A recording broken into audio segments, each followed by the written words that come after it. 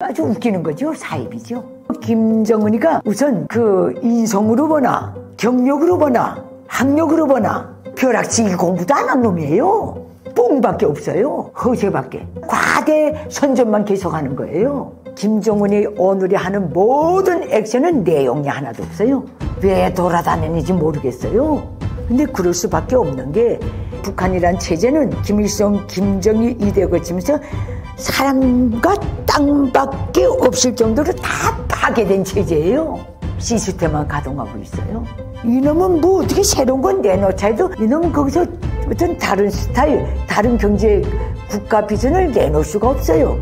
이놈이 그 자리에 앉을 수 있은 것도 세습 때문에 앉았기 때문에. 김정은의 통치 스타일이 김정일보다 더 강경하고 경직되어 있다고 하는데 그 이유는 무엇이라고 생각하시나요? 없어요. 그건 김일성, 김정일, 김정은 각 시대에 나온 사진 자료들만 봐도 딱 알 수 있어요. 김일성은 민심 정치를 나름 했어요. 그래서 인민들 속에서 같이 찍는 사진을 굉장히 좋아해요.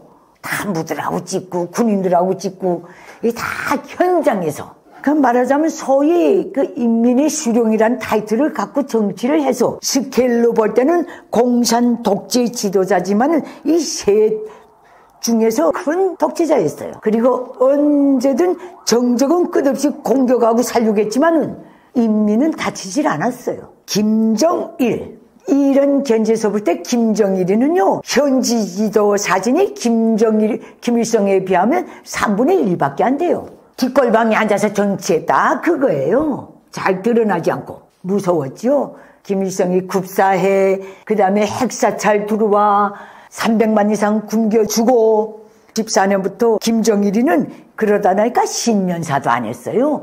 김일성이가 돼지는 해까지 그 해마다 1월 1일이면 나와서 신년사 김정일은 한 번도 안 했어요. 국가 지도자로서. 그러면 그러니까 운둔형 지도자였어요. 무서운 거예요, 이놈은. 그리고 그 나름 똑똑해요. 김정일은 악인이기 때문에 아니 우리가 멀리 볼 거 있어요. 뭐 인간 중에도 굉장히 치졸하고 악인들이 있는데 똑똑하긴 무지 똑똑해.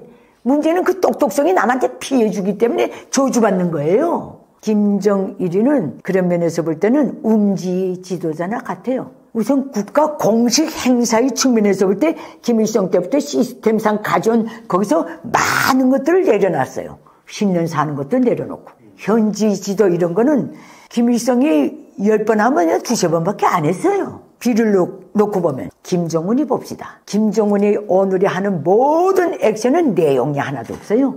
왜 돌아다니는지 모르겠어요.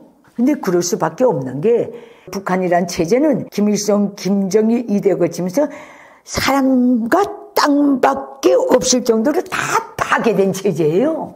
시스템만 가동하고 있어요. 이놈은 뭐 어떻게 새로운 건 내놓자 해도 첫 단추를 그렇게 꿰고 파괴했기 때문에 이놈은 거기서 어떤 다른 스타일, 다른 경제 국가 비전을 내놓을 수가 없어요. 이놈이 그 자리에 앉을 수 있은 것도 세습 때문에 앉았기 때문에 선대 수령을 그냥 타고 나가야 돼요. 근데 그 현지 지도 인민의 주황을 받기 위한 그 액션에서 열매는 김일성이가 다 가져갔어요. 그 다음에 운둔 생활에서 비밀스러운 지도자.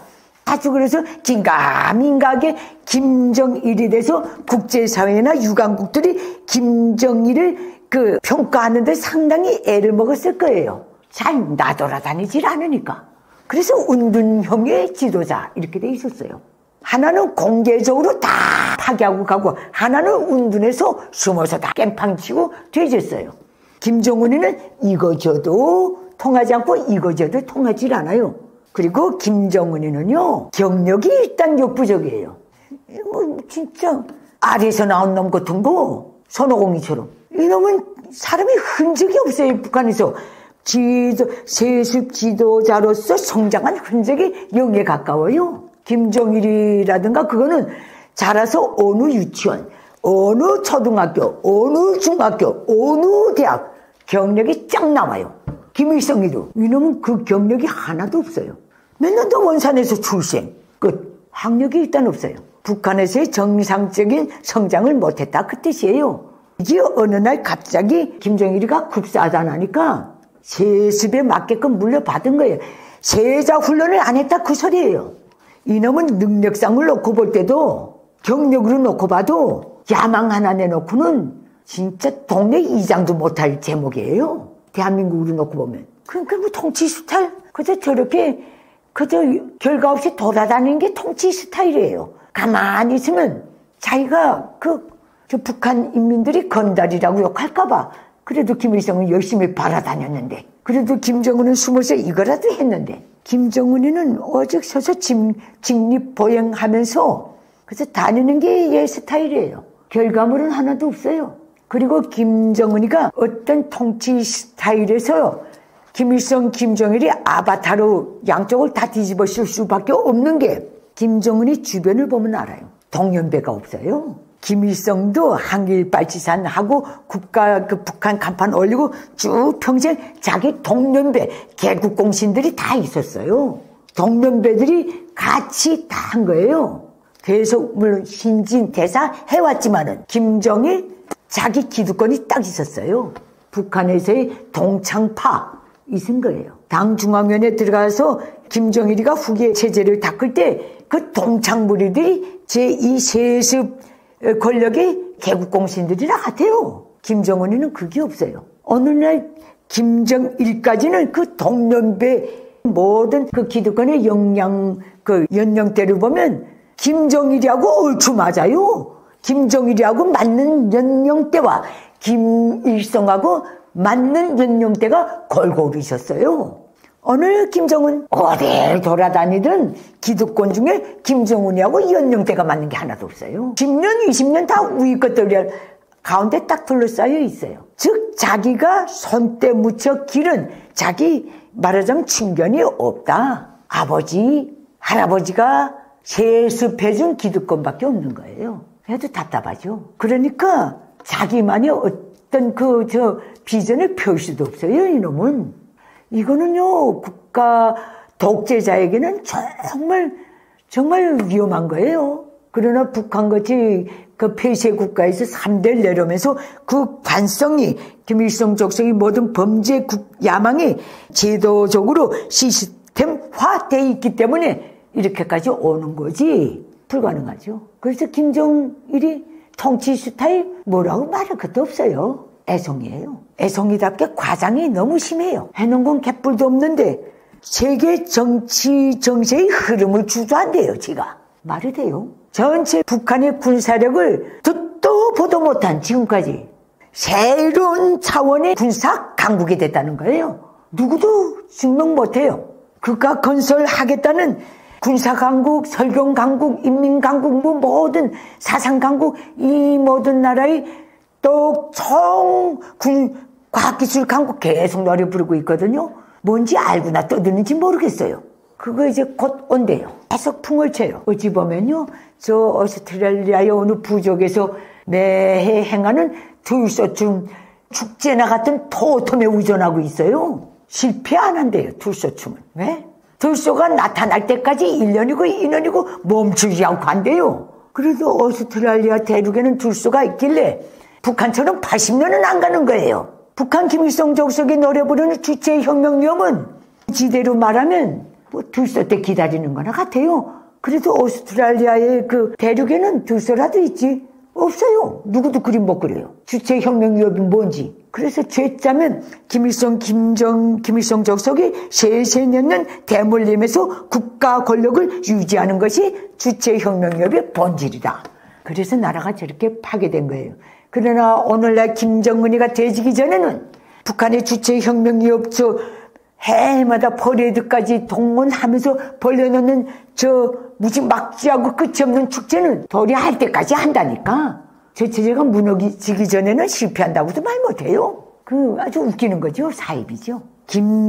김정은은요, 우선 인성으로 보나, 경력으로 보나, 학력으로 보나, 벼락치기 공부도 안 한 놈이에요. 뽕밖에 없어요. 허세밖에. 그 스스로가 빈자루나 같아요. 빈자루가 꽉 채워져 있는 것처럼 자꾸 보이지 않을까 저렇게 싸바라다니면서 계속 그 어망차망한 과대 선전만 계속하는 거예요. 엉령가도 볼 일이 없는 어른 막대기를 하나 세워놓고, 그리고 김정은은 오늘 북한 체제에 놓고 볼 때 비유로 말하면 북한 지대에 유일하게 서 있는 고장난 풍차나 같아요. 누구도 그 풍차를 수리 못해요. 수리할 이유를 못 느껴요. 저 풍차가 돌아간다고 해서 북한 주민이 전기를 받아서 쌀을 농사 지어서 밥 먹는다는 보장도 없어요. 그 풍차 하나, 고장난 풍차 하나를 위해서 북한의 땅도, 북한 인민도, 북한 군대도 그저 끌려다니는 꼴이나 같아요. 아무 역동성도 생산성도 없어요. 저 체제는. 내가 비유하는 건 그거예요. 그런 놈이 입이나 다물고 가만히 있으면 좋겠는데 계속 까불어요. 제 죽을 구멍도 모르고. 뭐 누구만 말다나 뭐 저승하고 똥가는 대신 못 간다는데 저놈 진짜 거침없이 가고 있어요. 김일성, 김정일까지 다 싸잡아가지고 북한 김일성 적적 체제의 멸망을 혼자서 열심히 파요. 그놈이 주인이니까 누구도 대신 못 가요. 전차 가야 돼요. 김정일 시대에 비해 김정은 시대의 외부 정보 통제가 더 강화되었다고 하는데 이것이 북한 주민들의 생활에 어떤 영향을 미치고 있나요? 김정일이가 그나마 나갈 수 있었던 것은 그 주변을 보면 알아요. 김정일이가 1940년에 저 울라지퍼스토크 소련군 병력에서 출생할 때 그때 김일성이 소위 빨치산 동지들도 다 그 연령대였어요. 그래서 그들이 낳은 2세들이 김정일하고 거의 한두 살 동년배예요. 빨치산 2세, 김일성을 받들었던 빨치산 1세의 2세들이 김정일을 받들 수 있는 공간이 포대가 있었던 거예요. 정은은 그것도 없어요. 그래서 동창이 많아요. 김일성이 소위 이름난 빨치산들, 김일성하고 같이 빨치산 했던 모든 500명의 자식이 됐던, 최용건의 자식이 됐던, 최현의 자식이 됐던 다 김정일이하고 동시대에 학교를 다 다녔어요. 인간 교류를 맺고. 오늘 채령에도 김정일 때의 사람이에요. 그게 얼마나 중요한 건지 알아요? 자기 집안을 가지는 데서는 집안은 누가 닦아주질 않아요. 독재자, 특히 독재자는 자기가 닦아야 돼요. 거기서 정일이는 김일성의 개국공신의 2세들과의 세계가 있었던 것 같아요. 세계가 있었던 거예요, 인간관계가. 그래서 대학 동창부리가 또 있은 거예요. 정은이는 그 김정일과 동년배 때의 2세들, 2대 세습 체제 수립의 공신들의 2세들하고도 마주 앉은 적이 없어요. 마주친 적이 없어요. 그 2세들도 얘가 있었는지도 몰라요. 얘도 있었는지도 모르고. 이게 그 파괴적이고 아주 저주받은 인맥이라니까. 김정은으로서는 마음 놓고 부려먹을 사람이 없어요. 애를 끌고 다니는 거예요, 제 딸을. 그놈 손목 잡고 다니면 좀 마음이 편한가 봐요. 애 잡고 그 공사 구분 없이 자기 딸을 끌고 다닌다는 거는 그만큼 외롭다는 뜻이에요. 그리고 나는 이걸 많이 보는데, 그제 어느새 현지 시찰 가서도 그 정말 노병들, 자기보다 10년, 20년 다 우위 것들이 다 있는데 책상 앞에다 담배깍 딱 놓고 앉아서 일하는 거. 이건 진짜요. 측면에서도 사회적으로든 가정적으로든 부모로부터도 교양을 받은 적이 없다는 뜻이에요. 김일성이 김정일이는 저는 공개적인 자리에서 담배 피우면 다 같이 피우면 피웠지 지 혼자 저러고 있은 적이 없어요. 공개 사진에는. 이건 애가 있건 어른이 있건 담배각을 놓고 있어요. 이런 인성이 오직 핏줄 하나로 올라 앉았다는 거는 그 역시 북한 체제 김일성 족속에게는 저주나 같아요. 이게 얼마나 중요한 건지 몰라요. 정말 중요해요. 왜냐하면 1인 극악무단 1인 독재 국가는 그 독재자의 성격을 딱 담게 돼 있어요. 그래서 적이 많은 거예요. 마지막엔 인민까지도 다 적이에요. 그래서 뛸 데 없고 살 길이 없으니까 따라다니는 척 할 뿐이지. 김정은이는 이젠 죽놈들밖에 없어요. 그러나 쟤는 항복하는가 제거되는가 이 두 길밖에 없어요. 우크라이나 러시아 침략전쟁에 파병까지 하다 나니까. 얼마나 똥모조리면 둘이 공식 공포도 안 하고 자기 군대를 저렇게 유생영량을 파병해요. 공개 안 했다는 거는 당했다는 소리예요, 푸틴한테. 법적 근거가 없잖아요. 공개를 안 했기 때문에. 가축을 보낸 거나 같아요. 두수로 해가지고. 다 비정상이죠. 다 악인이고. 김정일도 김정은이도 악인이지만 정말 순리 그대로 자기보다 몇 배 능가하는 악인 푸틴이 딱 만난 거예요. 예, 저 승길은 푸틴도 같이 못 가요. 김일성, 김정일, 김정은이 가진 각각의 특징은 무엇인가요? 공통점은 김일성 주석의 핏줄이라는 것. 또 공통점은 자기 비정상적인 비정가 이상을 저들 족속의 세습 독재 체제 유지 연구하에 목맨다는 것. 그것이 저 족속의 국가 비전이라는 것, 통치 비전이라는 것, 정치 비전이라는 것. 이게 공통점이에요. 사회적, 정치적, 제도적 공통점이에요. 그러면 공통점이 아닌 건 뭔가? 우리가 생물학적으로 봅시다. 생물적으로. 자연 그대로. 1대 김일성이는 1모작, 2대 김정일은 2모작이에요. 종자 한 번도 개량 안 하고. 3대 김정은 3모작이에요. 종자 개량 없이. 비전도 똑같아, 핏줄도 똑같아. 이건 뭐 정치, 경제, 문화적으로 뭐 섞인 게 없어요. 어떤 다른 요소가. 이 자연의 순리도 이렇게 대비할 때는 국가의 순리나 똑같아요. 그러니까 김일성 때는 그래도 나름 구실을 했다. 국가 지도자로서 1모작으로서. 김정일 때는 2모작으로서 그 가져나가는 데서 나름 자기 몫은 했다. 김정은 자연 생태에서도 종자 개량 안 한 3모작은 쭉종이에요. 얘는 지금 쭉종이에요. 행사하고 싶어도 휘두르고 싶어도 진짜가 하나도 없어요. 백성이 다 말 듣는 것 같아도 언제 돌변할지 몰라요. 그런 상태에 있어요. 학력으로 보나 인성으로 보나 이게 다 연결이 되는 거예요. 그러니까 김일성이는 자기가 준비된 만큼 행사다 한 거고, 그때는 국제적으로도 냉전 시대였고 자유주의 진영이 나누어져 있던 때이기 때문에 운신의 폭이 국제적으로도 넓었어요. 활동하기 좋았다 그 뜻이죠. 김정일 때부터 문제예요. 외향과 내향이 다 찌그러지기 시작했어요. 소련 해체.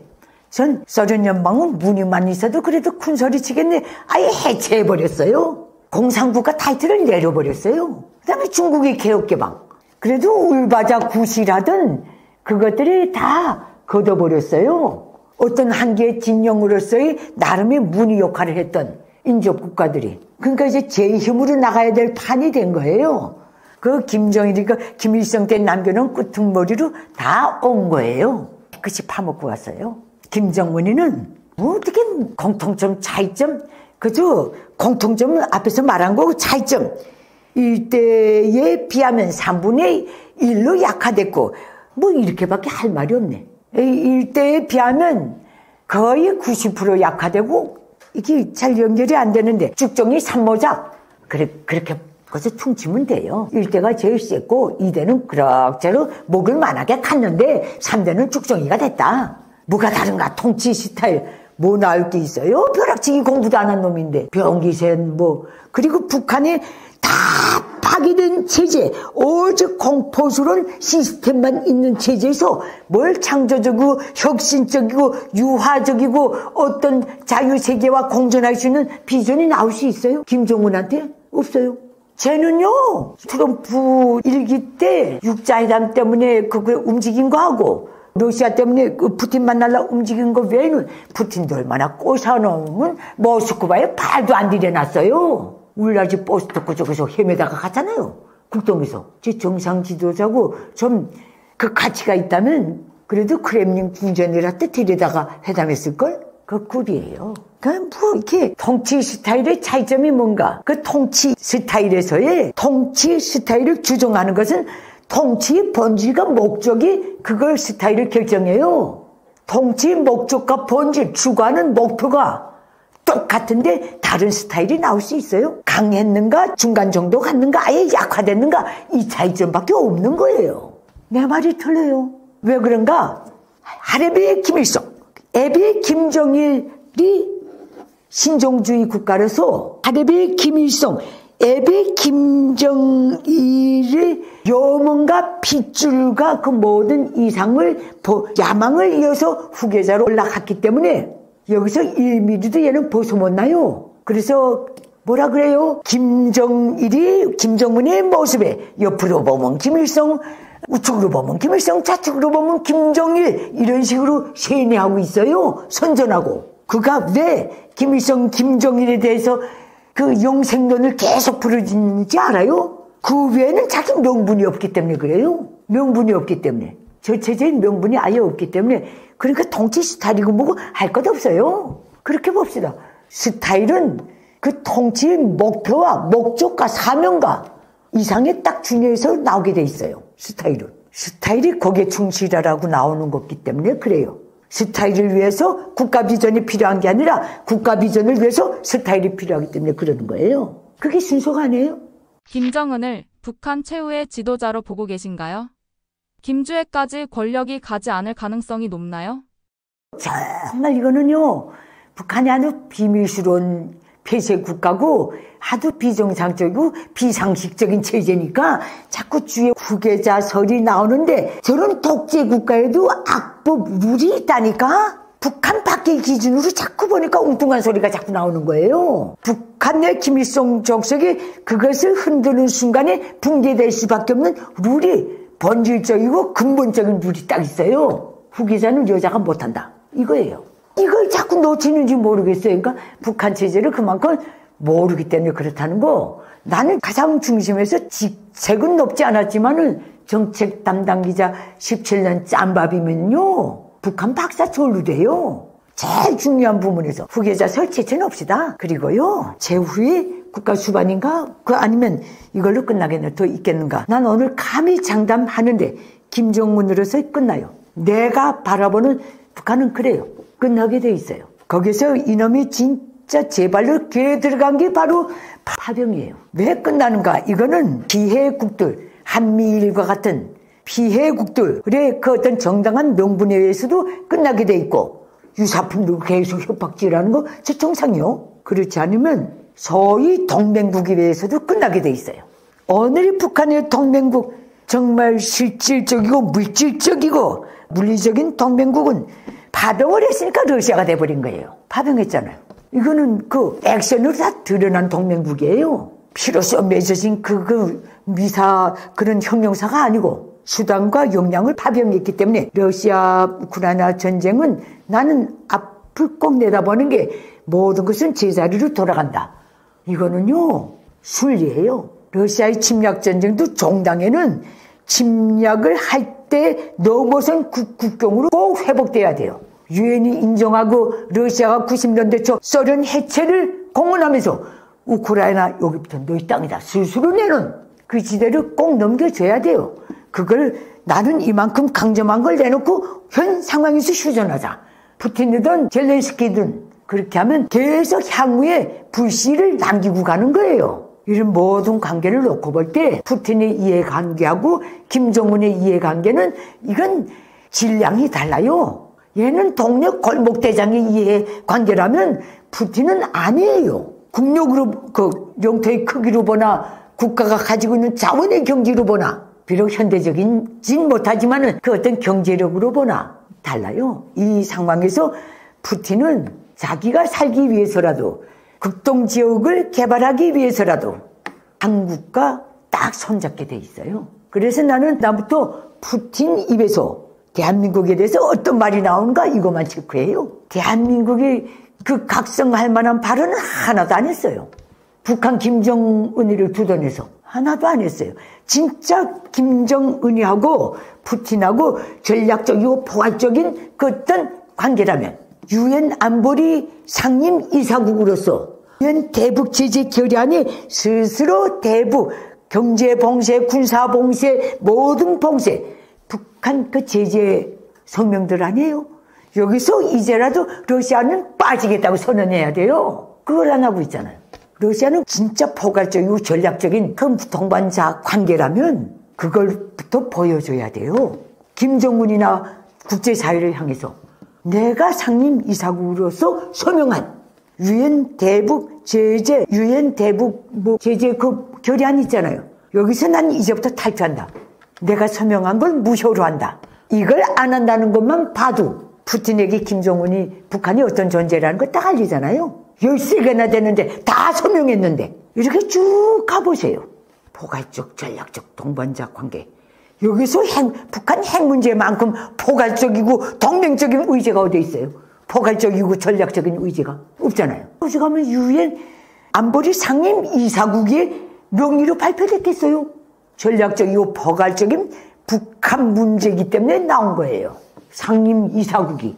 그렇게 보면 답이 나오지 않아요? 우리가 북한 푸틴하고 김정은, 러시아하고 북한의 운명을 볼 때는 러시아 측에서 북한 정권을 어떻게 대하는가. 가도 되고 안 가도 되는 아무 영양가도 없는 대표단이 먼지 피우며 왔다 갔다 하는 거, 그거는 하던 게 필요 없고, 푸틴으로서는 김정은을 얼리기 위한 액션에 불과하고, 푸틴이 러시아가 어느 고리부터 푸는가 요거 보세요. 자기가 서명한 모든 국제적인 어떤 조약문들이 있잖아요. 그 가장 탑에 대북 유엔 제재 결의안에 서명한 걸 포기하는가, 처리하는가. 이것부터 보면 답이 딱 나와요. 이거 안 하는 이상 북한과 러시아의 소위 전략적이고 포괄적인 어떤 관계라는 거는 추상물에 불과해요. 피상적인 것, 추상적인 것에 불과해요. 김정은이는 뭐했는지 모르겠지만 푸틴은 그만큼 껌 씹는 그 행위나 똑같아요. 내 말이 틀려요. 모든 문제는요, 시작점으로 꼭 돌아가게 돼 있어요. 정리되는 와중에 그 방향으로 딱 가야 돼요. 정상이었던 그 시작점에서 비정상으로 넘어가서 한 바퀴 돌든 두 바퀴 돌든 정상적인 시점에 그 환경으로 꼭 가게 돼 있어요. 그래야 정리가 돼요. 질서가 복귀되고. 김정은이가 3대 가겠나? 나는 못 간다고 봐요. 글쎄, 푸틴이 나는 그 러시아는 유엔 안보리 상임 이사국의 한 성원으로서 6개 중에 1개국으로서 우리 명의로 그 서명했던 모든 대북 유엔 제재 결의안부터 13개나 되는 대북 제재 결의안 여기서 모두 우리는 빠지겠수다. 처리합니다. 이렇게 한다면 글쎄 모르겠지만은 푸틴이 김정은 따위를 위해서 그런 희생을 하겠어요? 심오하지요. 시야가 펴지지 않아요? 이렇게 딱 보세요. 러시아가 북한의 군사 지원을 요청하게 된 주요 원인은 무엇인가요?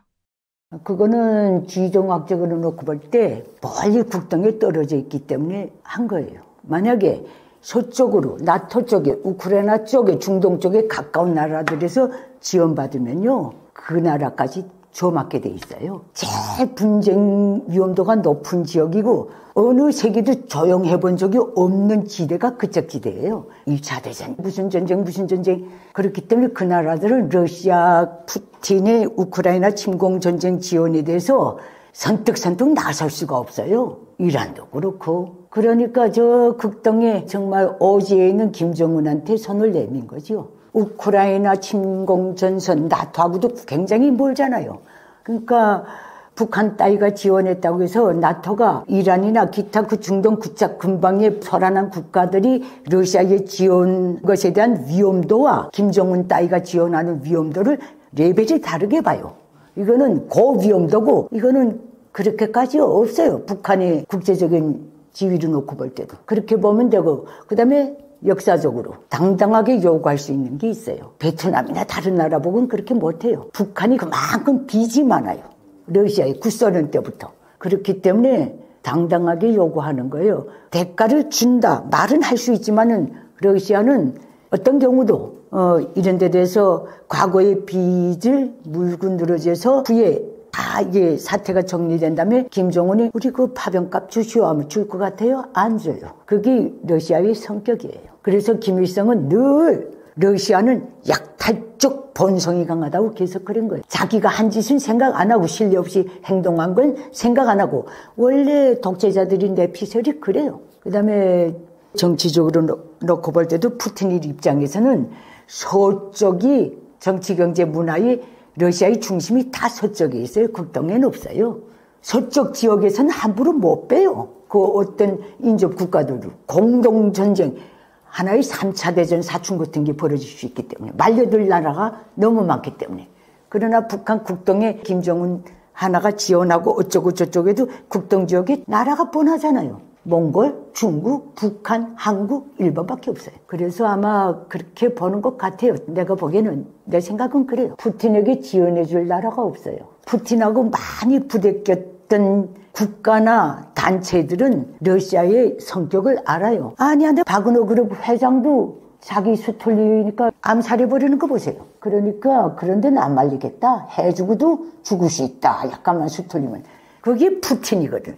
근데 정은이는 몰라요. 제가 보는 입장은 그래요. 함부로 안 도와주죠. 중국도 딱 다물고 있는데 저 애송이만이 너무 위신 없다니까 푸틴 도와주면 자기도 어떻게 그 말하자면 동급의 어떤 국가 지도자의 타이틀을 쓸 수 있다는 애송이다운 망상을 갖고 도와준 거예요. 김일성, 김정일이라면 절대 저게 안 말려요. 그건 너희 전쟁이고 왜 6.25 때 된통 당했기 때문에 소련이 약속을 뒤집는 바람에. 그래서 그래. 그 러시아의 입장에서 놓고 볼 때는 푸틴의 입장에서 볼 때는 분단 한반도는 대한민국도 하나, 한속, 북한도 한석이에요. 그리고 저 대국의 견지에서 놓고 볼 때 정전 후 어떻게 될지 몰라도 푸틴이 이해관계에서 놓고 볼 때는 전망적인 국익을 놓고 볼 때는 북한이 아니고 대한민국이에요. 그렇기 때문에 악인 푸틴의 수는 누구도 가늠하기가 힘들 거예요. 평면을 놓고 볼 때는. 분명히 무슨 뜻이 있어요. 거기는.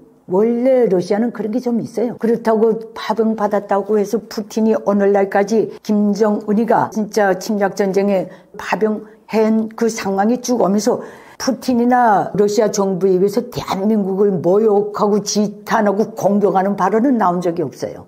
이 함수를 보세요. 여차하면 북한은 언제든지 버틸 수 있는 카드예요. 이미 저거는 부도 처리된 국가나 같아요. 제가 보는 시각이 그래요. 우크라이나 전쟁이 러시아와 북한 관계에 어떤 영향을 미칠까요? 어떤 영향도 안 미쳐요. 그 둘이 관계를 보면요. 이해관계가 맞을 수가 없어요. 영토의 크기로 보나 뭐든 정치, 경제, 문화 물론 자유진영에 비하면 그건 낙후하지만은 경제적, 산업 역량으로 보나 북한에게서는 뭐 가져갈 것도 없어요. 단 앞으로 그 전쟁이 끝난 다음에 그 모든 그 처리 과정에서 러시아가 이렇든 저렇든 3년을 했던 석 달을 했던 전쟁은 전쟁이에요. 그 전쟁의 3년간 전쟁에서 너무 역부족이어서 김정은한테 손 내밀었다는 것 자체가 정말 그 러시아로서는 자기 국력을 바닥 드러내는 거나 같아요. 그런 상황에서 앞으로 어떻게 되겠는가? 푸틴은 줄 것도 없어요. 아마 그때 시각에 대해서 김정은이가 우리가 파병도 하고 이렇게 하지 않았는가? 그렇게 나오면 푸틴은 거침없이 야, 너네가 우리한테 빚진 게 얼마나 많은지 아는가? 이렇게 남아요. 왜? 푸틴은 분명히 말했어요. 오늘의 러시아는 구소련을 계승한다. 부채도 계승한다. 그 뜻이에요. 북한 같은 나라를 상대로는. 저 국제 미안하 같아요. 북한은. 그 악의성, 비상식적이고 비정상적인 국가 비전, 국력이 개바닥인 거, 산업 역량이 0이에요. 어떤 힘도 없어요. 온 나라를 지금 10년째 토목공사장에 내몰아요. 놀리면 안 되겠으니까. 딴 생각할까봐. 그러니까 이렇게 놓고 볼 때 글쎄 앞으로 어떻게 되겠는가. 많은 사람들이 러시아가 그 값으로 선진 무슨 위성 기술을 준다느니 무슨 최첨단 기술을 준다느니 그것도 받아먹을 만한 나라에 주는 거지. 북한은 줘도 못 받아먹는 나라예요. 두뇌의 견제에서 보나 국가의 두뇌의 견제에서 보나 재정의 견제에서 보나 산업의 그 경제에서 보나 북한은 사람하고 땅밖에 없어요. 그거 아세요? 북한은 국가 경제에서 나오는 수저도 얼마나 투박하고 무겁게 만드는지 몰라요. 숟가락 젓가락 북한산은 벌써 5, 6살 때까지 애들이 무거워서 들질 못해요. 그런 숟가락을 만드는 국가가 어디 있어요 지금. 숟가락도 대물림하며 쓰는 게 북한이에요. 산업 역량이 부진국 16, 17, 18세기에 머물러 있는 게 북한이에요. 이 말을 하면 내가 이제 한 말을 북한 사람들이 들으면 이마 때릴걸요. 야, 저거를 아직도 잊지 않고 말하나 하고. 지금 아예 멎어버렸어요. 최근 젤렌스키가 트럼프에게 버려졌다는 기사가 많이 나오고 있는데요. 김정은 또한 트럼프와 푸틴에게 버려질 가능성도 있을까요?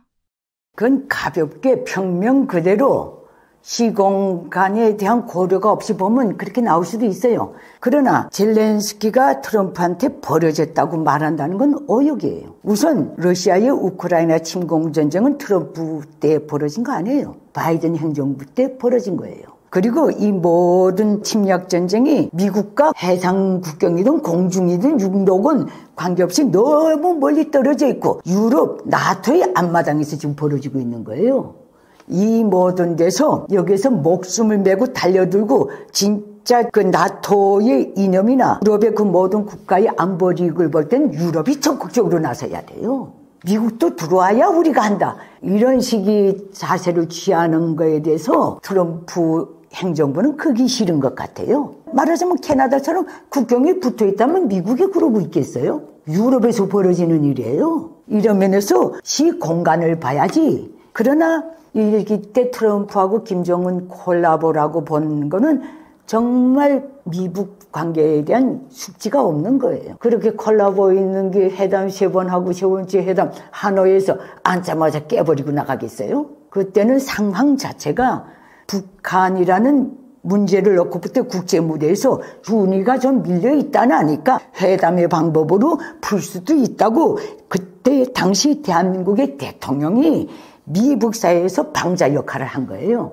우동네 전향 의사가 있는 것 같아요 하고 전달해주고 트럼프가 당신이 이렇게 하면 이렇게 나올 수 있을 것 같다. 있을 것이다. 나올 것이다. 이걸 중재 역할을 하다 나니까 만난 거예요. 그래서 트럼프 대통령은 그때 분명히 말했어요. 내 임기 내에 북한 핵 문제를 해결한다. 그런데 그 이후에 우선순위들에서 좀 밀렸어요. 북한 문제가. 그 북한이 가용 가능한 핵무기를 두고 있다는 확신이 없는 거예요. 다 유사품이다 보시면 돼요.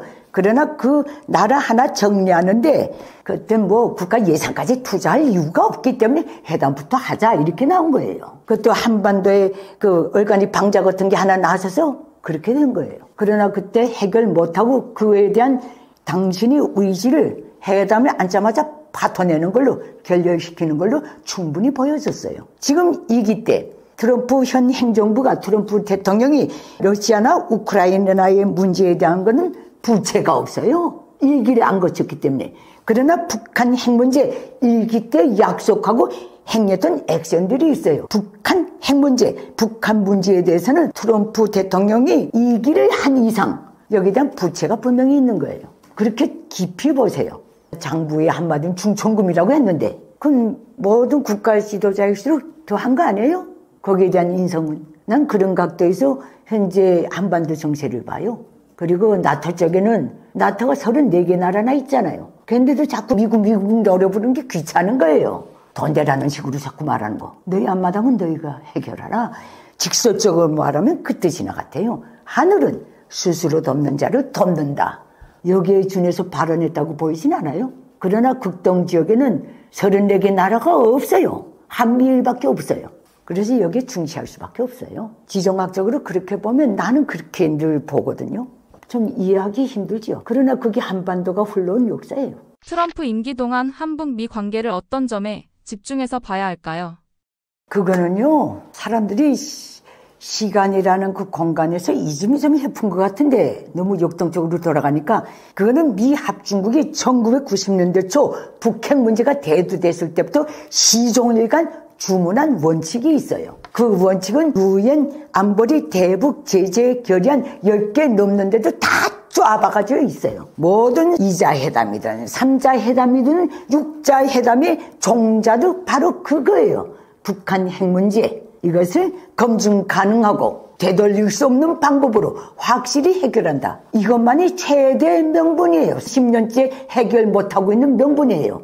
그런데 여기에다가 계속 이런 명분을 계속 찔러대는 게 그거를 행사 안 하고 있고 명분은 있지만은 거기에 대해서 어떤 특별한 치명적인 액션이 없는 것에 대해서 저 애송이 김정은이는 그 자유세계 더 많은 문제들이 매일 터져나오는 순위가 계속 바뀌는 국제정세하에서의 그거는 모르고 자기가 대단히 세서 말폭탄만 하는 줄 알아요. 그러니까 계속 이번에도 김일성 정치군사대학 갈 때도 순항미사일 시험 발사장에 나가서도 그게 다 핵무기 뭐 가용 가능하고 어쩌고 핵 위력 강화 계속 떠드는 거예요. 이거 아무리 거짓말이고 협박이라도 30년째 이러고 있으면 죽여버려야 돼요. 그래서 우리는 김정은 스스로가 계속 던져주는 그게 협박이든 공갈이든 관계없이 그걸 딱 쥐고 명분으로 북한 문제를 정리해야 돼요.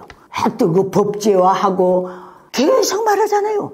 우리 국가 수반, 우리 핵무기는 절대 절대 과시용 전시용이 아니고 아주 실존용이라고 계속 떠들고 있잖아요. 이 문제에서 30년째 북핵 문제를 해결 못했다면 곧게 들고 대화의 방법이든 뭐든 정도시켜야 돼요. 왜? 미 합중국도 그렇고 대한민국 정부도 그렇고 유엔 안보리도 그렇고 육자 회담의 최대 명분이 북한 핵폐기였기 때문에 그래요. 이것만 들고 나가면 돼요. 잊혀도 안 지게 30년 동안 북한이 스스로 각인시켜졌어요. 그리고 다 육자, 양자 이걸 해결한다고 다 들러붙었댔어요. 아직까지 못했다는 거는 어찌 보면 김정은의 입장에서 보면 운이 좋았다고 볼 수도 있어요. 그러나 이제는 끝낼 때가 됐죠. 시작이 있으면 끝이 있다 이렇게 딱 보시면 돼요. 그런 면에서 북한 무슨 명분으로 하겠는가. 북한은 김일성 족속은 분명히 90년대 초에 말했거든요. 핵은 곧 조선,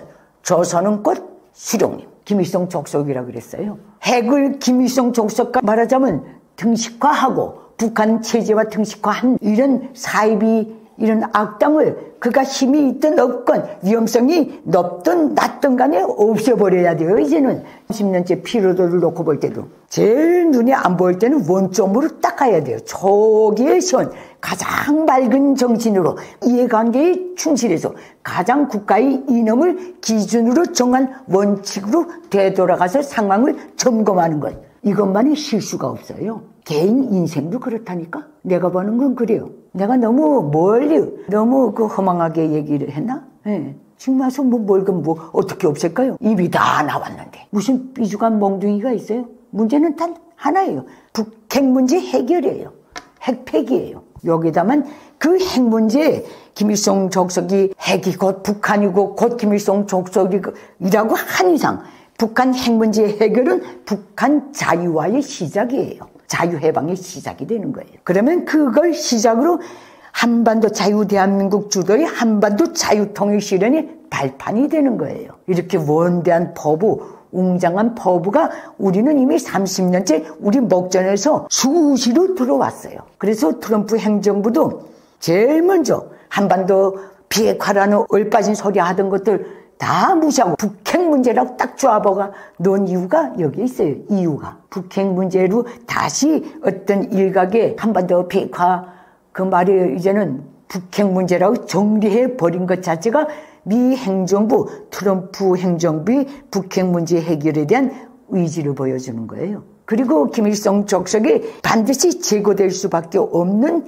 또 명분이 하나가 계속 대한민국 미합중국 자유세계를 계속 적대시하는 거예요. 왜 적대시하는지 알아요? 김일성 족속이 미국이나 대한민국이나 자유세계의 국가 이념의 독재를 전체주의를 반대하기 때문에 그래요. 승산 없는 전쟁을 지 혼자 계속 하고 있어요. 정치 전쟁을. 북한 주민들도 진물이 나버린 걸. 북한군의 실제 전투 능력은 어느 정도인가요?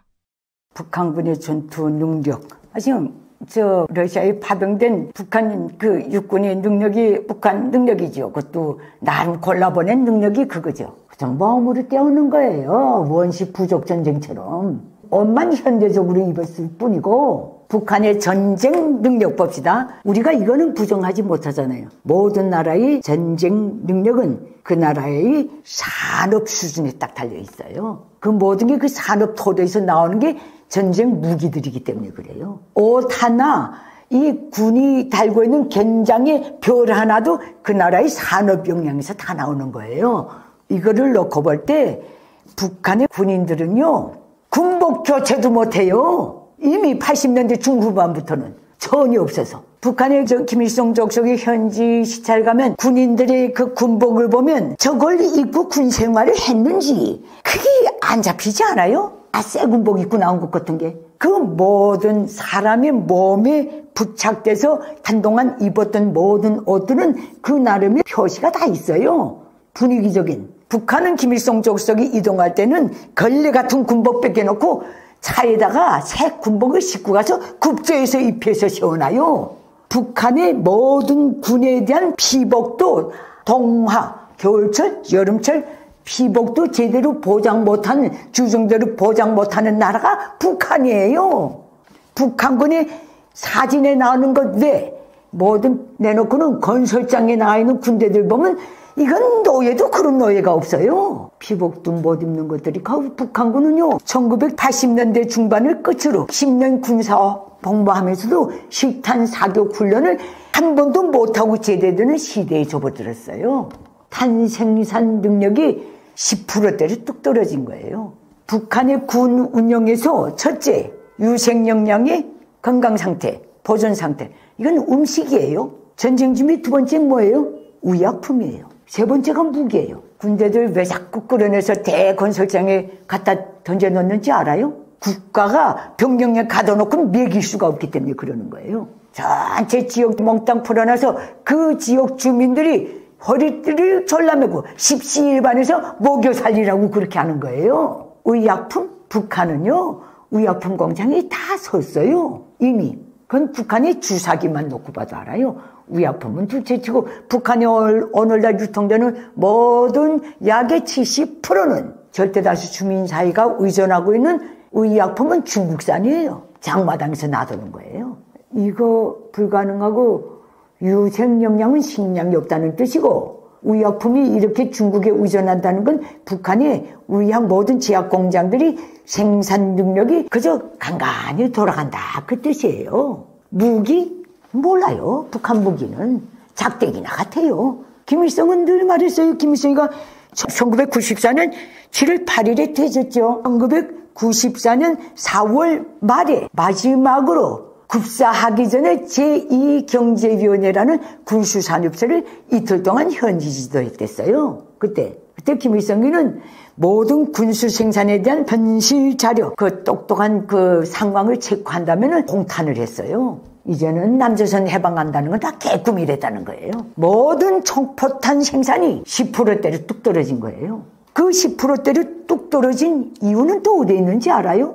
원료에 걸린 거예요. 원료가 있어야 생산하는데 이 모든 총포탄의 모든 생산의 주 원료가 전략적인 원료가 중국과 러시아에서 들어갔던 거예요. 북한에는 가용 가능한 화약을 만들 수 있는 지하 자원이 없는 나라예요. 이것 때문에 다 그렇게 된 거예요. 오늘날 북한이 전쟁 준비를 못한 전쟁을 할 수 없다는 거는 북한의 모든 그 고철이나 같은 그 포요 뭐요 이것만 봐도 알아요. 아니 자력갱생 간거부터 전이민족 수매 사업을 벌려서 파고초를 주워다가 다시 녹여서 재생해서 만든다. 그래서 뭐라고 나와요? 청년호, 소년호, 료맹호, 땡코 이거 모두 매탕 해먹은 파고철로 재생한 것들이에요.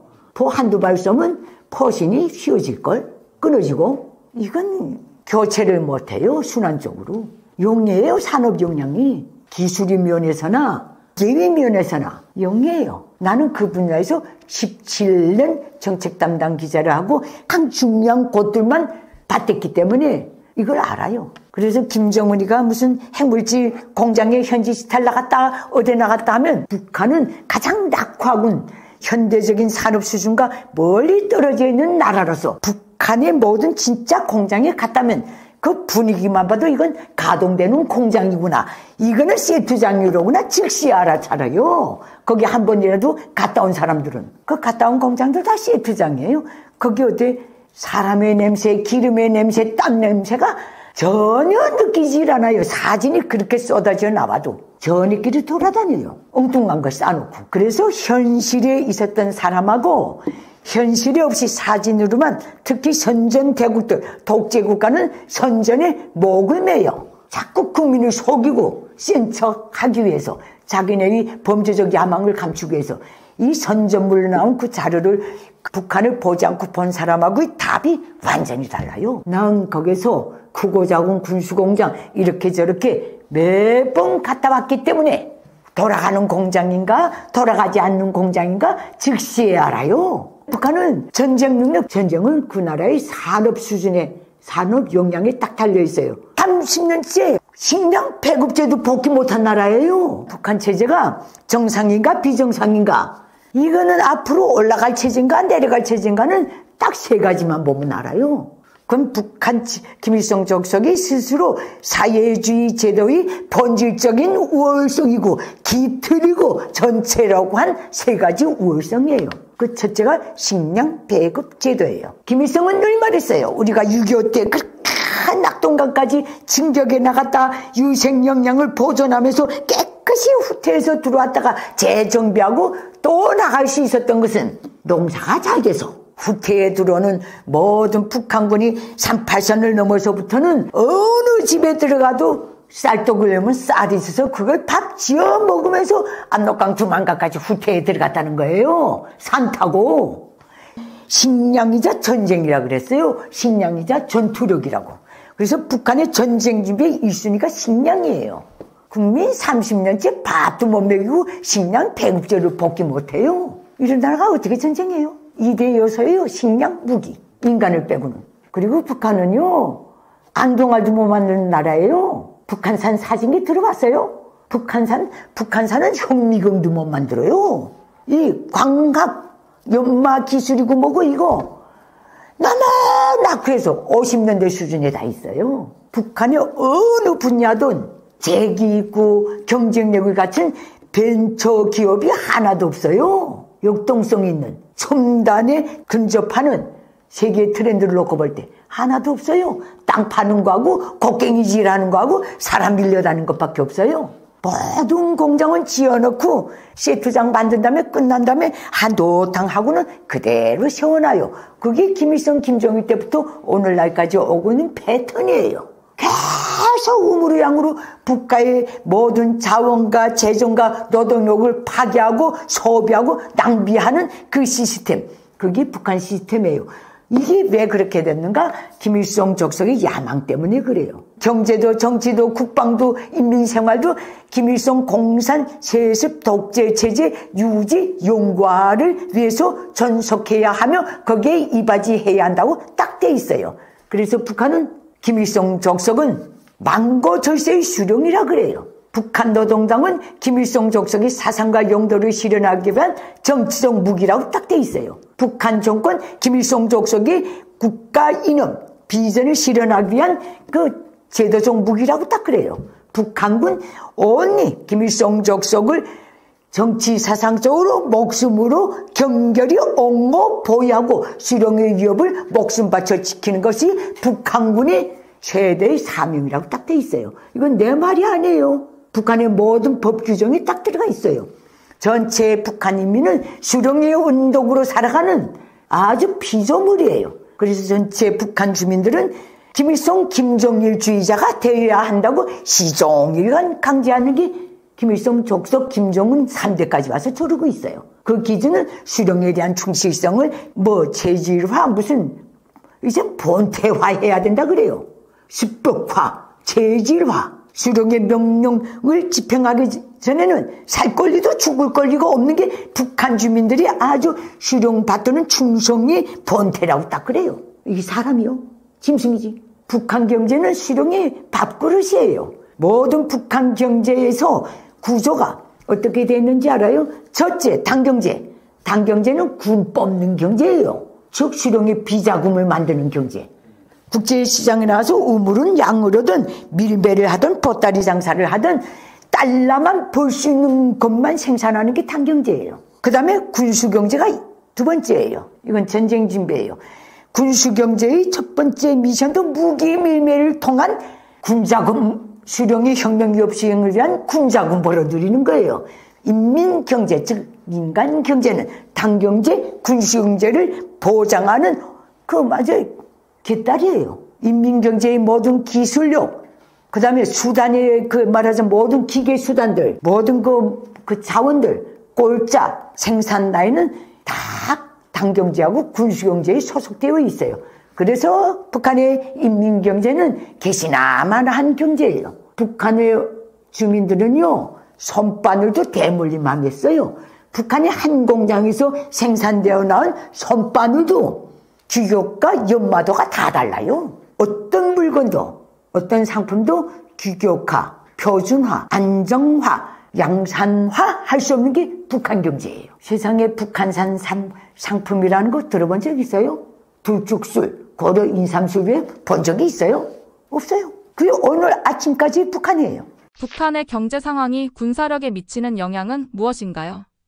군사력은 논할 게 없다니까. 군대라는 거는요, 그 여름철에 그 계속 훈련을 안 하고 어떤 실전을 안 하면 여름철에 굴뚝이나 같은 존재예요. 군대는 국가가 전적으로 매겨 살려야 하는 집단이에요. 국가가 보장 못하니까 산업 역량이 안 되니까 저렇게 된 거예요. 군복 입고 보수를 안 주는 노예 노동력이나 같아요. 북한 군대는. 어찌 보면 현대판 포로지요. 김정은은 군대를 어떻게 활용하고 있나요? 굶는 사람, 늘 배 줄인 사람의 첫째 본능이 뭔지 알아요? 뛰어나와서 먹을 거 찾는 거예요. 이게 북한군이요.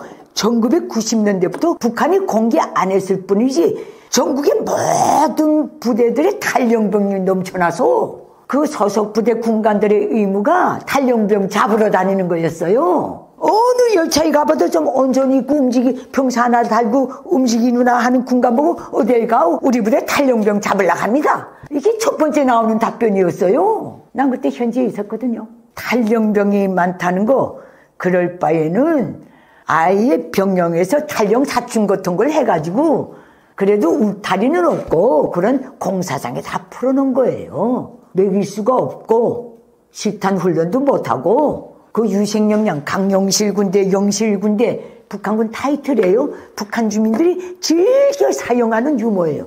북한의 전체 군인들도 즐겨 사용하는 유머예요.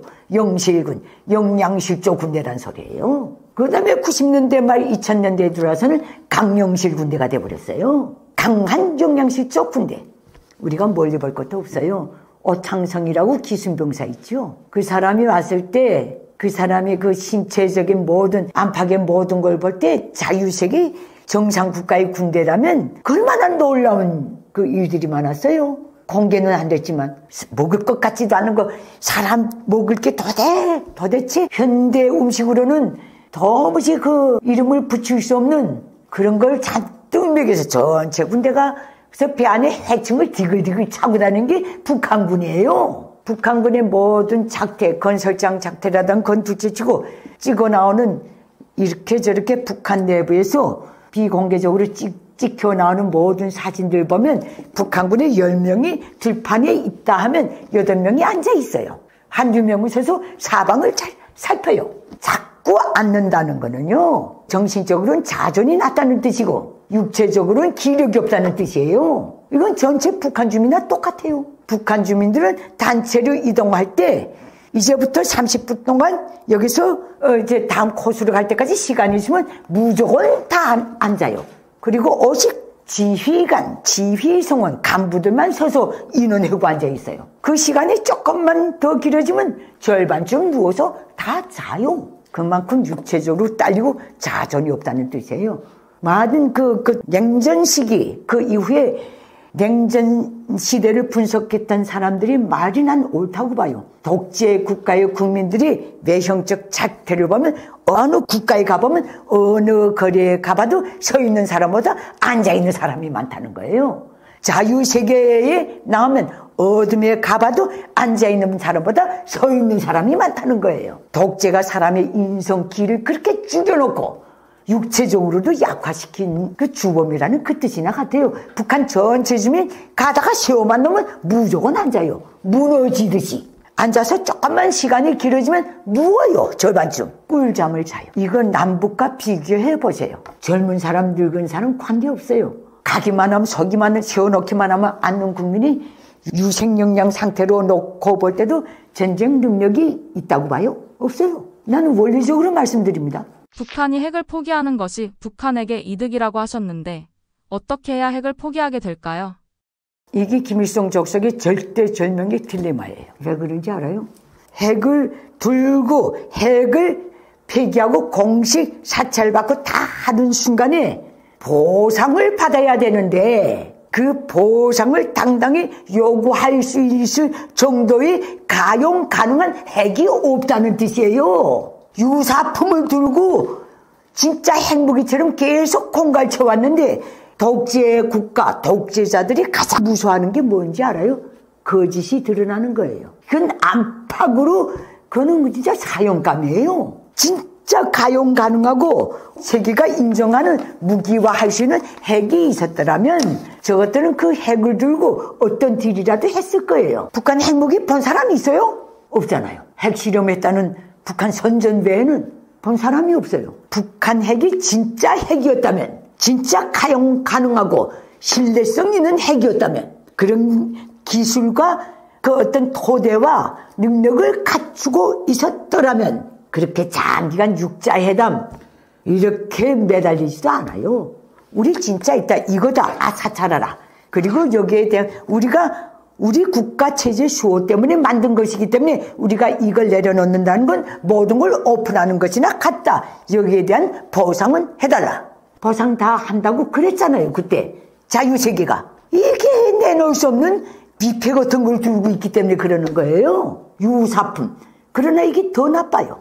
가짜를 두고 저렇게 10년째 협박질하고 갈취하려고 하는 것. 지인을 빼면서, 지가 빼는 건 별 문제는 아니지만 주변국들은 무슨 죄예요? 북한에 똑똑한 사찰 한번 받은 적이 없어요. 개발도 오다시피 그 근방에 가서 한번 사진 찍고 온 게 다예요. 그래서 내놓지 않는 것은 우선 그 자체가 가짜기 때문에 그래요. 독재 국가는 진짜가 없어요. 독재 시스템 외에는. 이렇게는 생각 안 돼요? 그러나 가짜 들고 그 프로젝트를 놓지 못하고 끝없이 추구한 건 사실이에요. 그리고 있던 없던 그거 들고 핵 법제하여 모여 떠들면서 그걸로 해가지고 계속 주변 정세를, 유관국들을 계속 협박질하고. 근데 요새는 김정은 시대에 들어와서 지금 북한이 아무리 핵 법제하여 아무리 떠들어도 이제는 뭐야 그래 하고 그거를 아주 일촉즉발의 정세위기라고 생각하는 나라가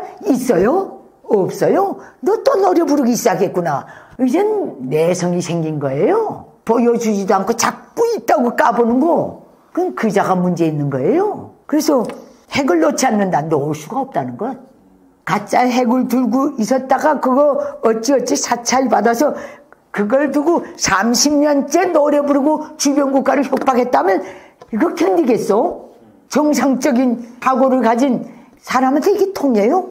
여기 딱 걸린 거예요. 지금 북한은 진짜 가용 가능하고 검증 가능하고 정말 위험한 그런 핵 들고 있었다. 핵을 개발했다 하면 북한은요, 뭔 미국이나 한국에 의해서 북한이 정리되는 거 아니에요. 러시아나 중국에 의해서 1차 타격 딱 받게 돼 있어요. 러시아나 중국의 국제적, 대외적 이해관계를 볼 때 극동지역에서 김정은이가 진짜 가용 가능한 핵무기를 만들었다면 뒤통수에 칼 꽂는 격이 돼요. 대한민국이 그걸 용서해요? 일본이 용서해요? 미국이 용서해요? 한반도 일본에 미국 군대가 있는데. 그러면 러시아인 경우는 정치, 경제, 문화, 국가의 모든 교류의 중심이 서쪽에 가 있는데 동쪽이 문제가 돼요. 국력을 가랭이가 찢어지게 분산시켜야 돼요. 공산중국은 북중 국경이 잔등이나 같아요. 다 남쪽에, 남태평양 쪽에 정치, 경제, 문화의 중심이 다 있는 거예요. 그거 북한 따위가 진짜 핵 들고 그거 가지고 그것 때문에 어떤 위험을 조성하고 일본, 한미일 이 모든 게 여기에 제거 액션을 취한다면 국력을 분산할 수도 없어요. 냉전 시대하고 달라요. 60년대하고는. 진짜 있다면 진짜예요. 러시아나 중국이 용서를 안 해요. 어떤 식으로든 미국과 손잡고 저걸 빨리 없애버려요. 허풍친다는 거 알기 때문에 그래요. 기술을 일단 넘겨준 적이 없어요. 소련이든 중국이든 아무리 러시아하고 구소련하고 공동 연구했다고 해도 넘겨준 적이 없어요. 1990년대 제 구소련 연방이 해체되면서 소련 기술자들이 나와 있다가 다 철수에 들어갔거든요. 와서 휴양생활 몇 년씩 하던 소련 핵과학자들이 김일성이 뭐라고 그랬는지 알아요? 나쁜 놈들 반만 충내고 갔다 그랬어요. 도와준 건 한 개도 없다고. 이건 우리 부모님만 딱 나오는 거예요. 그 사찰 받겠다고 해놓고도 안 받은 놈들이 그거예요. 갈라미 전술 쓰면서. 얘들은 거짓 드러나는 게 더 무서운 거예요. 왜? 핵대국, 핵보유국, 미사일 보유국을 추구하면서 이것을 꼭 해야 우리 민이 마음 놓고 허리 배를 튕기면서 먹고 살 수 있다는 그런 선전을 해왔기 때문에 300만 이상을 굶겨 죽이고 북한 경제를 쑥대밭으로 만들어 놓고 북한 전체 주민이 절대 다수 주민이 저반 석죽도 못하게 만든 이 근원이 바로 핵 미사일을 우리가 가지고 있어야 이 파고를 넘기 때문에 그렇다고 북한 인민들에게 세뇌를 했는데 가짜로 들고 그렇게 했다면 떠일비기하고 멍매한 북한 주민 사회라도 이거 용서할 수 있겠어요? 이렇게 한번 보세요. 저놈이 끝까지 핵사찰 안 받고 뭐 저 핵 가지고 저 이젠 딜도 못해요. 가짜를 다 우려먹었어요. 딜을 못하니까 숨기고 있던 걸 이제는 핵 법제하여 뭐요 전술 핵이요 뭐 다각화 다종화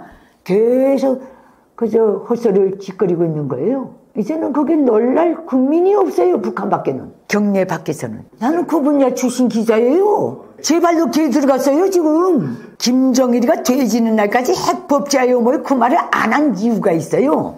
어떤 경우도 정말 최후의 딜할 때는 빠져나갈 구멍이라도 나름 자고 있자고 했댔는데 이 애송이는 다 털어먹었어요. 이제 후세인처럼 생화학무기 들고 떠들어가다가 조맞은 후세인 꼴이 딱 되게 돼 있어요. 후세인 이라크가 왜 빨리 정리됐는가? 석유 산지에 앉아있기 때문에 그런 거예요. 북한은 그것도 없어요. 전 세계 경제를 이렇게 뭐 어떻게 영향을 주는 지하 자원이 하나도 전략 자원이 없는 나라예요. 그래서 저렇게 그저 있는 거예요. 그렇게 보시면 돼요. 북미 정부 간 회담 90년대 초, 그 다음에 육자회담 3년 6개월인가 걸렸을 거예요. 최장 마라톤 회담이에요. 그리고 또 대한민국의 남북 정상회담의 그 모든 그 종자에는 드러내지 내든 오픈을 시키지 않았건 간에 거기에는 북한 핵 문제가 암암리에 다 들어가 있은 거예요. 이 모든 데서 김일성 족속이 늘 유관국들과 대한민국에 던진 메시지는 딱 하나예요. 수지가 맞으면 사찰 받을게 이거였던 거예요. 죄짜면 내용이 그거예요. 이런 냄새를 계속 피운 거예요. 그런데 갈수록 이것도 수지가 가짜라는 거 알면 핵 개발 능력, 핵무기 가용 가능한 핵 보유 능력이 없다는 거 하면 그 수지가 맞을 것 같아요. 가짜 들고 풍을 쳤다는 소리인데. 그러니까 의도적으로 계속 핵사찰 하나 받는 걸 가지고 북한 김일성 족속 언제 한번 핵사찰을 안 받겠다고 한 적이 없어요. 받겠다는 것 전제하에 북미 정부 간 회담, 육자회담이 다 있은 거예요. 수지가 맞으면 받겠다는 식으로 냄새를 풍기면서. 근데 이게 국제사회가 위험도를 느낄 수 있는 핵무기를 개발 가지고 손에 들고 있지 못하다.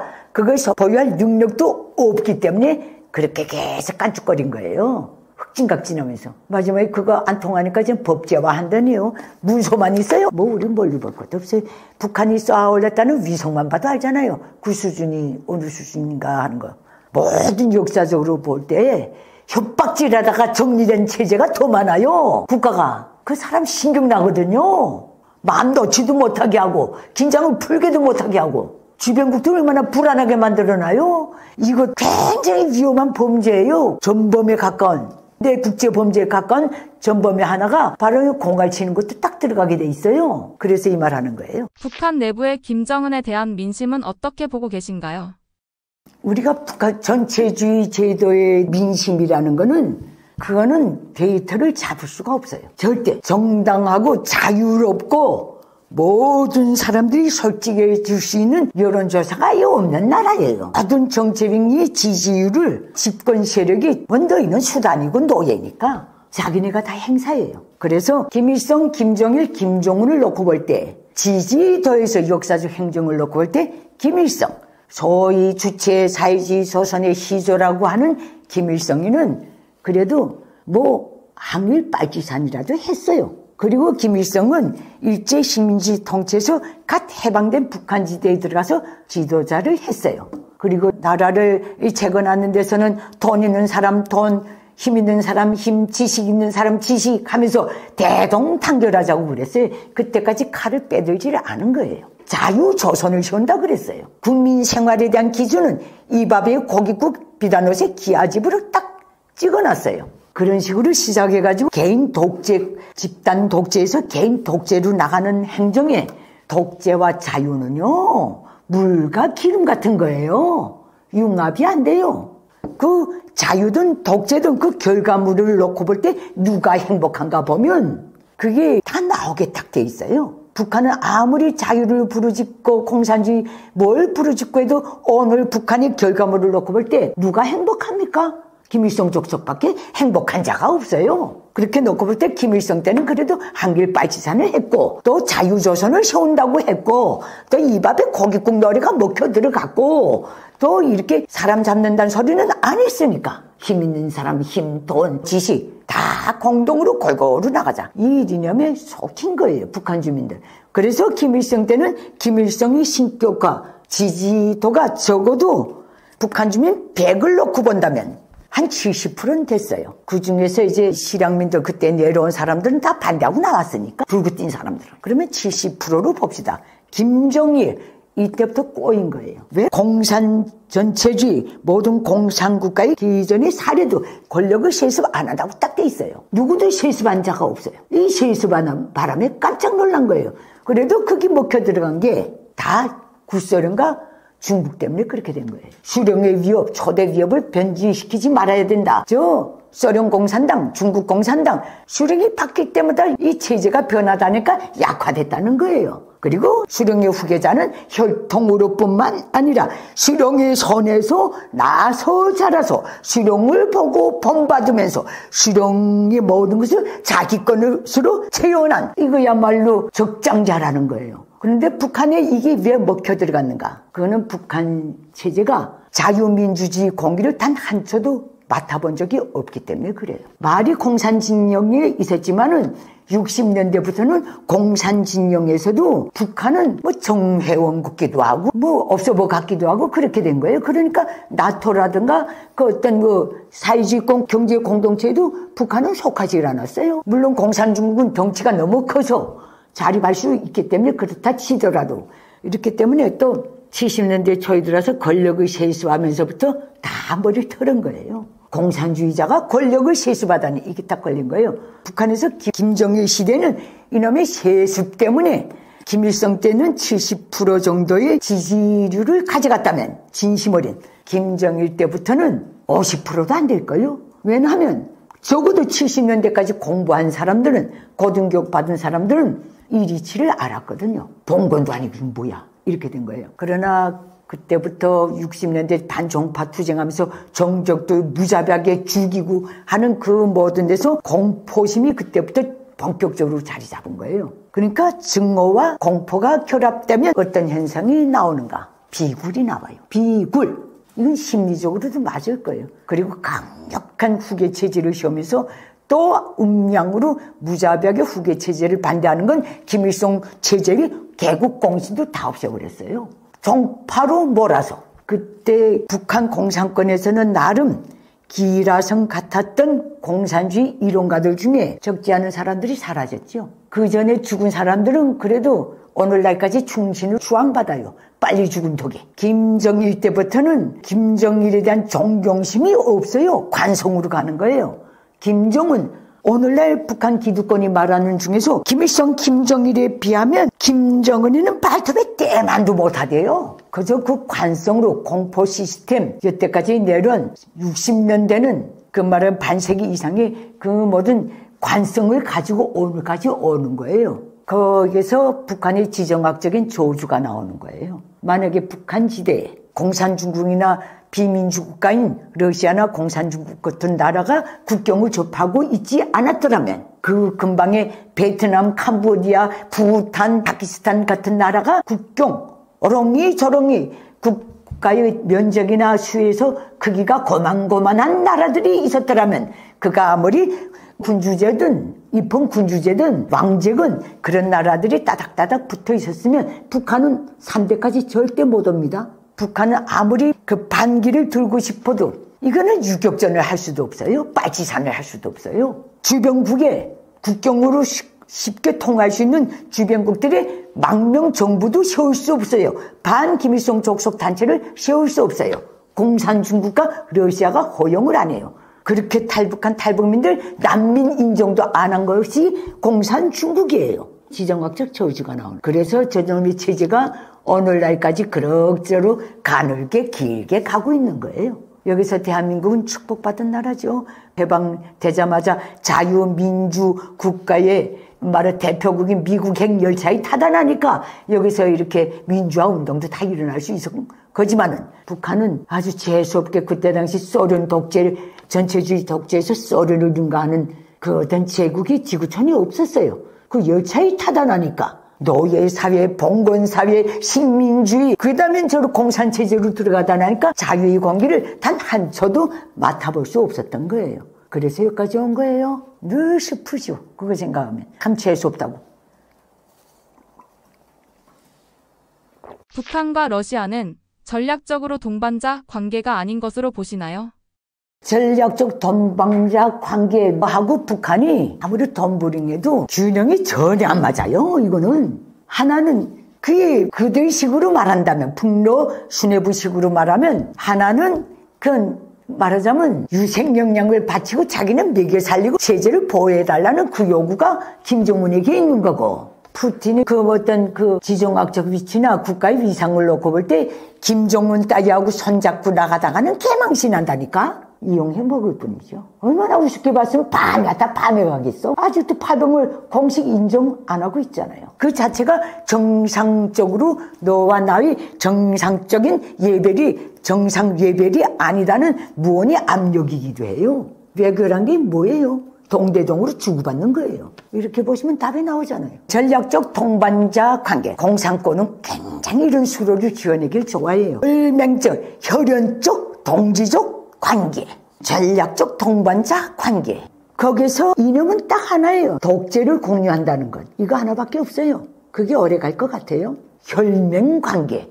그런 말 했어요. 피로써 맺어진 동지적 관계. 중국과는 계속 그 말 노려 부르다 최근엔 아예 안 부르대요. 그런 말을 그 쉽게 잘 지어내요. 센 척 하느라고. 북한 주민들이 압록강과 두만강을 넘어서 이제 탈북을 하죠. 물론 해외에 있는 북한 외교관들이 한국으로 들어오는 경우도 있습니다. 일단 압록강과 두만강을 건너서 탈북을 하는 일반적인 상황들을 보면 탈북 루트가 그동안에 뭐 많이 이제 알려져 있죠. 우리 사회에서 35,000명이나 되는 탈북민들이 국내에 들어와 있으니까요. 압록강과 두만강을 건너서 중국까지 오게 되면 중국을 일단 종단을 해야 됩니다. 그러면 이 쿤미라는 곳이 있는데 바로 곤명이라고 이제 부르죠. 거기에서 베트남, 미얀마, 라오스까지 가서 이 메콩강을 건너서 마지막 장소가 바로 태국입니다. 왜냐하면 중국이나 또 베트남, 미얀마, 라오스에서 잡히면 북송을 시킵니다. 하지만 태국은 난민주의를 인정하기 때문에 태국에서는 경찰에게 일부러 잡혀야 돼요. 그래서 내가 북한에서 왔다, 나 한국에 가기를 원한다 라고 하면 한국 대사관으로 연락을 해서 그때부터 이제 난민으로 보호가 돼서 한국으로 들어올 수 있는 경우가 있죠. 예전에는 이 루트 말고 몽골 루트도 있었어요. 그러니까 중국으로 오지 않고 중국에서 베트남, 미얀마 아래로 오지 않고 위로 올라가는 거죠. 그러면 몽골 사막인데 지금은 이 루트는 완전히 막혔습니다. 이 몽골 루트는 이제 없다고 보시면 되는데, 이 과거와 지금의 차이점, 과거와 지금의 탈북 동기의 차이점이라고 하면, 예전에는 정말 배고파서 왔어요. 북한에서 1990년대 말부터 2000년대 초반까지 우리가 고난의 행군이라고 부르거든요. 30만에서 300만의 사람이 아사한 겁니다. 먹을 게 없어서 굶어 죽은 거예요. 왜 30만에서 300만이냐? 너무 큰 차이잖아요. 북한이 공식적으로 통계를 내지도 않을 뿐더러 그렇다고 대한민국이나 국제사회에서 북한 주민들이 얼마나 아사했는지를 공식적으로 파악할 수가 없는 거죠. 그러다 보니까 10만 명에서 300만 명이라는 좀 차이가 있긴 하지만 대략 그래도 100만 명 정도의 사람들이 굶어 죽었다라는 것은 대부분 받아들이고 있습니다. 그때 당시에는 정말 북한 주민들이 배고파서 한국을 오게 된 거죠. 그리고 그때는 한국행을 사실 기도한 건 아니었어요. 지금 내 가족이 먹을 게 없어서 막 굶어 죽는 상황이니까 어떻게 해서라도 식량을 구하기 위해서 강을 건넌 겁니다. 그러니까 중국에서 식량을 구해서 다시 북한으로 들어가겠다는 생각으로 왔다가 한국으로 오게 되는 경우가 많죠. 하지만 최근 탈북 경향은 달라집니다. 무엇보다 한국으로 가고 싶다는 희망을 갖고 탈북하는 경우가 많아졌다라는 거죠. 실제로 한국이 정말 경제적으로 잘 살고 뭐 자유가 있고 이걸 잘 알아요. 그리고 과거의 차이점은, 과거에는 브로커가 없어도 됐어요. 왜냐하면 지금 뭐 30만에서 300만의 사람이 아사하는 상태에서 북한 국경 수비대가 이 국경을 지키지를 못한 거죠. 그러다 보니까 자기가 브로커가 없어도 그냥 강을 건널 수 있었는데 지금은 아니에요. 지금은 엄격히 국경을 통제하기 하기 때문에 반드시 브로커가 있어야 이 강을 건널 수 있습니다. 그런 차이가 있고, 또 하나, 지금 한국에 35,000명의 탈북민이 있는데 이 탈북민들이 이제 자기의 가족들을 데려오기를 원합니다. 그러다 보니까 당연히 브로커와 연결될 수밖에 없고 이 가족들을 이제 데리고 오는 그런 상황이 좀 과거와는 달라지게 된 거죠. 그런데 가장 큰 차이는 역시 세대 간의 차이도 있습니다. 예전에는 그야말로 40대, 50대 이렇게 이제 식량을 구하는 과정에서 여성들이 주로 탈북을 했다면 지금은 20대, 30대들이 많습니다. 북한에서 일명 장마당 세대라고 표현하는데 한국으로 치면 MZ 세대 정도 되겠죠. 이 장마당 세대가 북한에서 남한의 영화나 드라마를 보고 소위 깬 세대입니다. 야, 쟤 많이 이제 한국 드라마나 영화를 보고 좀 생각이 깨었다 이렇게 표현하거든요. 그러면서 자기가 야, 나 정말 한국 가서 한번 살아봐야지 이런 생각을 하고 강을 건너게 되는 거고, 또 한 40대 정도 부모들이 이제는 야, 내 아이를 정말 이런 북한에서 교육시키는 게 맞나? 잘하게 하는 게 맞나? 이런 회의감을 품고 자녀를 데리고 오는 경우도 있습니다. 제가 정말 좋아하는 우리 탈북민 부부가 계시는데요. 그 아이가 초등학교 6학년 때 탈북을 해서 왔거든요. 이유는 하나였습니다. 내 아이만큼은 북한에서 교육시키고 북한에서 잘하게 하고 싶지 않다. 자유를 찾아서 한국에 데려가자. 이런 마음으로 1년간 계획해서 한국에 왔고, 지금 그 아이가 커서 미국에 있는 아주 유수 대학에 유학을 갔습니다. 그게 이 부모의 꿈이자 아이의 꿈이었다라는 거죠. 저는 이런 현상을 보면서 과거에는 배고파서 왔지만 지금은 꿈을 찾아서, 희망을 찾아서 한국에 온다. 그래서 우리가 유의할 게 있습니다. 여러분들, 우리가 탈북민들 만나면 배고파서 왔다, 굶주려서 왔다, 막 이런 이제 약간 그들을 이등 국민 좀 무시하는 그런 경향이 우리 사회에 아직까지 있거든요. 하지만 지금 한국에 오는 탈북민들 정말 배고픔이나 못 살아서 그렇게 오지 않습니다. 물론 다 그런 건 아니죠. 우리가 자꾸 일반화의 오류를 범하는데 지금은 그래도 남한에 대한 어느 정도 정보도 알고, 심지어는 탈북민 중에 야, 나 그래도 북한에서 좀 괜찮게 살았어 이렇게 얘기하시는 분이 있거든요. 그러면 또 한국 분들이, 그러면 또 고향이 남쪽인 분들이 야, 그렇게 잘 살았는데 왜 한국까지 왔어 이렇게 얘기하거든요. 그 얘기는 내가 북한에서 좀 살았어 이 얘기는 먹는 문제는 어느 정도 해결했다라는 거거든요. 그리고 기본적으로 간부들은 북한에서 또 잘 살 수 있는 구조인 거죠. 야, 그런데 왜 한국 왔어? 자유가 없잖아요. 여러분들 먹는 문제만 된다고 삶이 행복하십니까? 아니잖아요. 그들도 역시 아무리 먹는 문제 해결되고 잘 살았다고 하더라도 늘 조직 생활을 하면서 내 목숨이 파리 목숨이잖아요. 말 한마디 잘못하면 끌려가서 언제 죽을지 모르는 그런 곳에서 어느 날 나만의 영화나 드라마를 보니까 야, 저기는 완전 별천지잖아요. 사람이 살아갈 수 있는 그런 곳. 그러다 보니까 탈북을 결심하게 됐다라는 거죠. 그래서 과거와 현재의 명확한 탈북의 차이는 바로 탈북 동기라는 점이죠.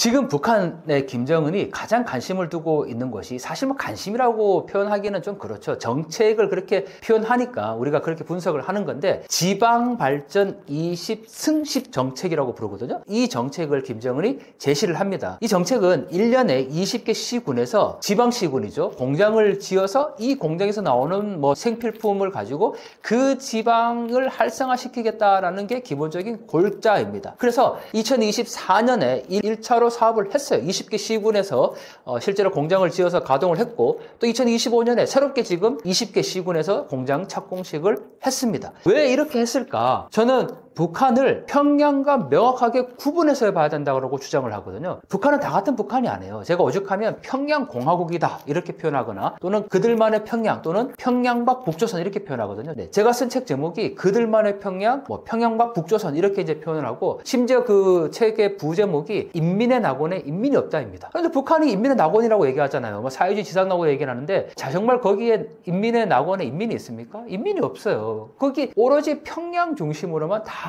이루어집니다. 오죽하면 김정은이 이 지방 사람들의 먹는 문제를 해결해야 된다라고까지 얘기를 하고 있습니다. 자, 그런데 지방발전 20승십 정책, 여러분들 만약에 대통령이 또는 우리나라에서 앞으로 지방을 활성화시키겠다 하면 뭘 지을까요? 당연히 그 지역에 바다가 있으면 해양 플랜트를 한다든지, 관광 클러스터를 짓는다든지, 반도체 산업을 육성한다든지, 항공산업을 육성한다든지, 우리는 대부분 지방을 그렇게 육성하잖아요. 그래도 지금 지방 분권이 안 이루어지고 있다 막 그렇게 얘기를 하는데, 북한에서는 20개 시군의 지방 발전을 시킨다고 20개 시군의 공장을 지었어요. 근데 뭘 지었냐면 된장 고추장 공장, 그 다음에 비누 공장, 그 다음에 빵 공장, 이런 걸 지은 거예요. 북한이 선전하는 영상을 보면 한국의 일반 대형 베이커리점 카페에서 나오는 빵보다도 못한 수준을 가지고, 와, 우리가 김정은 원수님께서 우리 지방에 빵 공장 지어줘서 우리 인민들이 이렇게 빵을 마음대로 공급받고 있다. 심지어는 이 비누 있잖아요. 비누에 새숲비누라고 쓰여 있어요. 이 공장을 통해서 나오는 이 비누가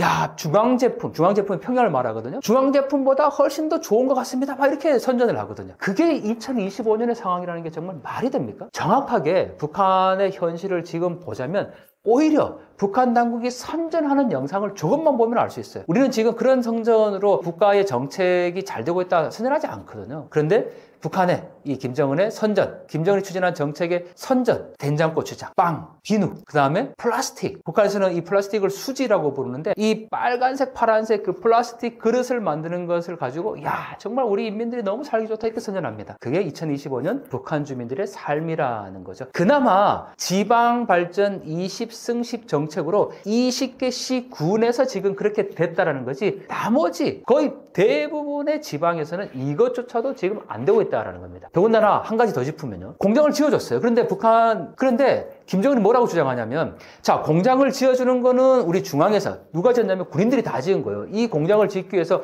별도의 부대를 만들 정도였어요. 그런데 공장을 지은 건 군인들이 지어줬지만 이 공장을 가동시키는 건 지방의 몫이다 이렇게 얘기를 하거든요. 그러면 지방에서 공장을 돌리려면 전기가 있어야 되잖아요. 원료가 있어야 되잖아요. 어디서 구합니까? 결국 번지르르한 이 건물만 지어놓고 공장을 제대로 돌리지 못할 거다라는 게 정확히 지적할 수 있는 부분이죠. 결국 북한 경제에 계속해서 이렇게 나락으로 치달을 수밖에 없을 거다라고 생각을 합니다.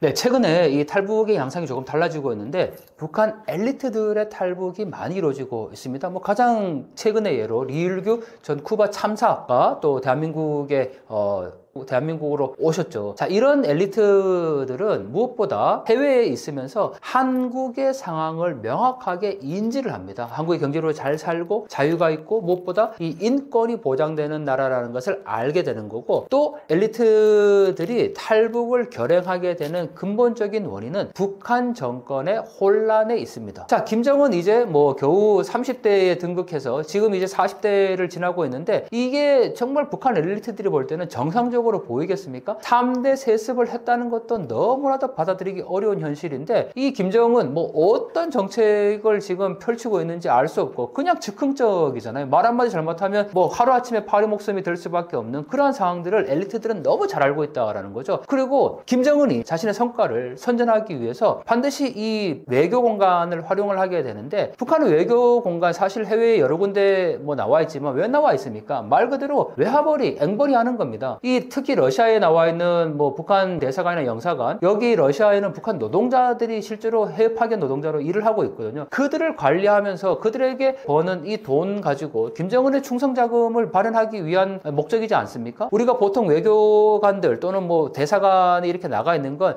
그 나라와 어떤 우호를 증진하고 또 그 국익을 증진하기 위한 하나의 그 최전방에서 일하고 있는 뭐 공무원이다 이렇게 이제 얘기하는데 북한 외교관 그렇지 않죠. 자기들 먹는 문제도 해결하지 못합니다. 그런데 거기에서 또 북한 이 본국에 북한 당국에 바쳐야 되는 상납금도 있고 그러다 보니까 살아갈 수가 없는 거예요. 그리고 결정적인 거, 이 특히 외교관들의 탈북 가운데서 가장 중요한 요인이 바로 자녀입니다. 내 자녀를 정말 이런 곳에서 앞으로 계속 내가 키워야 되는가라는 그런 회의감이 있다라는 거죠. 태용호 전 의원님도 마찬가지고 지금 뭐 말씀드린 리일규 참사도 마찬가지입니다. 내 아이의 어떤 미래 이런 걸 생각한다면 절대 북한에서 더 이상 키울 수는 없다라는 생각이 강했던 거죠. 그만큼 북한 체제가 지금 북한 정권이 굉장히 혼란스럽고 또 미래가 담보되지 않은 그런 곳이라고 할 수 있습니다. 그러니까 북한의 정권이 김일성, 김정일, 김정은으로 이어져 오면서 이제는 희망이 없다라는 인식을 하는 것 같아요. 그러니까 어느 정도 세상은 지금 변하고 있잖아요. 2025년 21세기 얼마나 이 세상이 지금 급변하고 있습니까? AI가 모든 것을 뭐 대체한다고도 얘기를 할 정도인데 북한만 여전히 세상과 고립되어서 퇴보하고 있는 상황이죠. 엘리트들은 그걸 명확하게 보고 있는 겁니다. 그런 북한에 더 이상 미래가 없다고 보는 거죠. 만약 북한에서 엘리트들이나 상위 1%, 뭐 김정은 정권에 충성하는 또는 뭐 백두혈통들은 자기들 세상이겠죠. 하지만 그러한 호의호식도 언제 끝날지 모른다는 겁니다. 뭐 말 한마디 잘못하면 그냥 뭐 김정은의 즉흥적인 뭐 성질, 즉흥적인 통치에 의해서 그냥 하루아침에 강등될 수밖에 없는 그런 비정상적인 행태가 이루어지다 보니까 이 엘리트들의 마음이 동요될 수밖에 없다는 거고, 결정적으로 북한에 희망이 없잖아요. 여러분들 만약에 살아가면서 이 나라에 희망이 없다라고 얘기하면 어떻게 하시겠습니까? 당연히 뭔가 행동을 하거나 뭐 아니면 이민을 가거나 하시겠죠. 하지만 우리는 그거를 바꿀 수 있는 여지가 있잖아요. 우리는 뭐 공정한 선거, 우리는 선거를 통해서 우리의 민의를 대변할 수도 있지만 북한은 그게 아니잖아요. 이 3대 세습, 더군다나 혈통에 의한 승계가 계속 이루어지다 보니까 거기에 한멸을 느끼게 되는 거고, 그걸 너무 잘 알고 있는 엘리트층들, 의식의 변화가 생길 수밖에 없다라는 거죠. 북한 내부에서 붕괴가 있을 것인가? 저는 그렇다라고 봅니다. 보통 물이 끓는 점이 있는데 이 100도씨가 되기 전까지는 절대 보이지 않습니다. 하지만 물은 계속 끓고 있다라는 거죠. 북한 주민들이 과거에는 그래도 인민의 낙원까지는 아니더라도 사회주의 체제에 대한 자부심이 있었다라고 얘기를 합니다. 뭐 김일성, 김정일 때 조금 이제 있었겠죠. 특히 김일성 때는 그게 많았다고 얘기를 해요. 하지만 이 김정일 시대 그리고 김정은 시대까지 이제 오면서 더 이상 이 체제들은 희망이 없다라는 생각을 하게 되는 거고, 그 저변의 결정적인 게 바로 외부 정보입니다. 한국의 연화 드라마가 지금 북한에 들어가고 있잖아요. 그걸 통해서 우리가 교육받아 왔던 남한이 뭐 썩고 병든 자본주의고 거지 노숙자 많고 이게 아니라는 사실을 알게 된 거예요. 그리고 사회주의 지상낙원에서 인민의 낙원이 아니라는 거를 본인들 스스로가 먼저 알게 된 거죠. 그 결정적인 계기에 바로 장마당 세대가 있는 겁니다. 이들은 생각이 아버지 어머니 세대와는 달라요. 자기들은 내가 왜 김정은을 위해서 목숨을 바쳐야 되는지 반문을 갖는 세대라는 거죠. 그들의 변화에 대한 욕구, 그리고 계속해서 북한에 들어가고 있는 이런 외부 정부의 힘, 더군다나 북한이 지금 장마당이 확산되면서 이 자본주의 시스템이 그대로 북한에 지금 들어가고 있다는 거죠. 여러분들 똑같이 배급을 받아서 똑같이 생활하고 똑같은 어떤 경제적인 혜택을 누린다는 게 사실 말이 되겠습니까? 공산주의는 전혀 존재할 수가 없는 겁니다. 그건 이상주의에 불과해요. 북한도 그걸 너무 잘 알고 있거든요. 그렇지만 그걸 가지고 사회주의를 지금 하면서 전국적으로 마지막에 공산주의로 가겠다라는 건데, 공산주의 이상향을 지금 할 수가 없잖아요. 그게 안 된다라는 걸 북한 주민들이 이제 깨닫기 시작한 거예요. 결국은 자본주의적인 요소. 아, 내가 일한 만큼 벌어갈 수 있고 그 돈을 가지고 내가 원하는 것을 살 수 있다. 이 얼마나 단순한 자본주의 원리입니까? 하지만 그걸 지금까지는 북한 주민들이 하지 못했다라는 거죠. 그런데 이제 장마당을 통해서 부가 축적되게 되고 새로운 계층이 나타나게 되면서 자신의 욕구를 이제 표출할 수 있는 단계로 왔다라는 겁니다. 저는 그렇기 때문에 북한 사회 변화, 분명히 내부로부터 어떤 동력이 작동하게 되는 거고, 그러한 변화의 욕구가 반드시 이 북한 독재 정권을 무너뜨리는 하나의 중요한 힘이 될 것이다 라고 봅니다. 그렇다면 우리가 해야 될 일이 하나 생긴 거죠. 북한 주민들 스스로가 할 수 있도록 내버려 둘 게 아니라 어떻게 하면 그들이 깨어날 수 있을지 우리가 관심을 갖고 그들을 지원하고 도와줄 수 있는, 즉 그들의 눈가기를 열어줄 수 있는 방안들을 함께 고민해야 된다는 사실이죠. 네, 한마디로 헐벗고 굶주리고 깡패가 득실거리고 군사독재 항상 그렇게 교육했어요. 근데 워낙 격차가 벌어지고 이제는 한류까지 들어가니까 북한도 쪽팔려가지고 이제 그 말하기를 참 조심해야 한다고. 그러면서 그냥 그래도 남한을 가보지, 이게 보지 않은 사람들이 그렇더라고요. 거짓말하기가 쉽다고요. 여기 남한에 있는 사람들 일부 북한도 사람 사는 세상이라고 좋아하는 사람이 있어요. 그런데 북한은 낮에 인터넷을 막아놓고 나쁜 것만 얘기하니까 오죽하겠어요. 거기 썩는 사람이 대부분이면서 또 한류를 보면서도 저거는 세트장처럼 북한처럼 선전처럼 한 거 아니냐? 긴가민가하죠. 그러면서 점차 탈북자도 늘어나고 중국 조선족도 왔다 갔다 하고 한류도 퍼지게 해가지고 지금은 그래도 상당히 한류가 북한을 후수통일할 만큼의 지금 그래도 남한이 잘 살아. 그러면서 단적으로는 잘 사는데 못 사는 사람 우리보다 더 못 사는 사람도 있다는 것 같아. 선전을 또 자꾸 하니 가보질 않았으니까. 이런 혼돈성이 있죠. 그래서 우리가 그래서 자꾸 정보를 내보내야 돼. 그래서 제가 대북전단을 그래서 보내는 겁니다. 너희들이 아무리 남한에서 못 살아도 여기 중앙당 비서보다 낫다고. 왜냐? 자기 차, 자기 집이기 때문에. 이런 걸 알려줘야 된다고. 어렵죠. 어려움 속에서 제가 최근에 방금 오늘 아침에 사진도 지금 유튜브에 나옵니다. 왜냐하면 봉이라는 사람이요, 그 중국 출신이거든요. 중국 경방대 출신인데 탈북자하고 살아가지고 조선족인데 중국 경비대 변방대라고 하는데 국경비 조선 경비대 거기 있다 온 친구인데 또 자기 부인이 탈북자예요. 탈북 여성이에요. 그래가지고 유튜브에 지금 매일 올립니다. 매일 올리는데 방금 지금 거기서 친구가 있으니까 그냥 내가 35년 전에 떠났는데 그냥 그대로예요. 집이나 모든 면에서. 듣기 어려운 거는요. 물론 개인 떼기 밭을 해가지고 막 열심히 하는 사람은 어찌 보면 배급투자보다 훨씬 잘 사는데 이 능력이 아프거나 어리거나 이런 사람들은 장애인이거나 이런 사람들은 정말 굶어 죽는 거죠. 능력 없는 사람. 뭐 사업하다가 도둑질 당했다든가 뭐 이런 사람들은 그러니까 이 복지라는 게 그래서 선진국은 잘 돼 있잖아요. 북한은 복지하고 싶어도 무상치료 말 뿐이지 무상치료할 약이 없다고요. 심지어 입원한 사람 밥도 못 먹인다고요. 그러니까 병원 입원하려면 밥 쌀 가지고 가야 되고 약 장바당에서 아주 비싸게 사가지고 갖다 줘야 고치는 정도니까 그거 없는 사람은 그냥 죽는 거예요. 그냥 죽는 거예요. 정말 귀하듯이 귀한 음식입니다. 그게 왜 그러냐면은 계란이 닭에서 나오잖아요. 닭이 풀을 먹는 짐승이 아니에요. 가축이 아닙니다. 곡식을 먹어야 돼요. 네? 곡식을 먹어야 되는데 이 곡식이 북한 사람도 못 먹는데 어떻게 곡식을 주겠어요. 그래서 이 축산업이 그래서 돼지나 이게 망한 거예요. 염소나 풀 먹는 토끼 기르면 좋지 않겠나 한때 뭐 그걸로 딱 될 것 같죠. 그 풀과 그것도 없어요. 어떻게 왜 없냐. 다 깎아가지고 불 떼지 않으면은 그런 거라고요. 조금씩 뜯어난 거 가지고 그냥 소규모적으로 개인들이 조금 하는 거지 대규모로 하기 어렵다고요. 한국도 이 풀이나 이런 건 다 외국에서 사옵니다. 거기 더 싸니까. 여기는 뭐 풀밭도 있고 산에 뭐 나무도 있는데 그거 그 기계화해가지고 하는 그 경제성이 안 맞아가지고 외국에 사오는 게 난 거거든요. 예, 그러니까 우리가 하는 거는 논 같은 데서 그 볏짚을 이렇게 굴려가지고 이렇게 해서 먹이는 거 그 정도고요. 근데 북한은 그걸 다 불 떼야 되니까 사람이 추운데 급한 거예요. 추운 게 어쩌면 먹는 거하고 더 급한 게 어쩌면 추운 겁니다. 예, 그래서 떼다 나니까 그 짐승 먹을 것도 없는 거예요. 겨우 소금열한다는 거 생산량이 거의 무시하고. 그러니까 계란이라는 것은 풀 먹는 것 짐승도 그렇게 기르기 힘든데 곡식 먹는 이런 닭을 기를 수가 없는 거예요. 그 닭에서 그 계란이라는 것이 그래서 귀한 거고요. 근데 사실은 여기서는 너무 흔해서 계란을 우습게 보지만요. 사실은 소고기보다 더 좋은 거는 계란입니다. 이 생명체를 탄생시키는 종합적인 영양이 계란입니다. 여러분들 하긴 뭐 여기 사람들은 너무 많으니까 이해는 갑니다. 계란 자꾸 먹는 게 싫으니까 소고기 먹고 돼지고기도 먹고 뭐 닭고기도 먹고 뭐 이런 것처럼 그런 건데 그래도 원칙적으로 보면요. 단백질 질로 보면 가장 좋은 고기는 계란입니다. 완전 영양식이고 소화도 잘 되고요. 군인 갔다 온 사람들은 대부분 다 삐라를 봤다고 그래요. 왜냐하면 삐라가 전원지구에 많이 떨어지니까.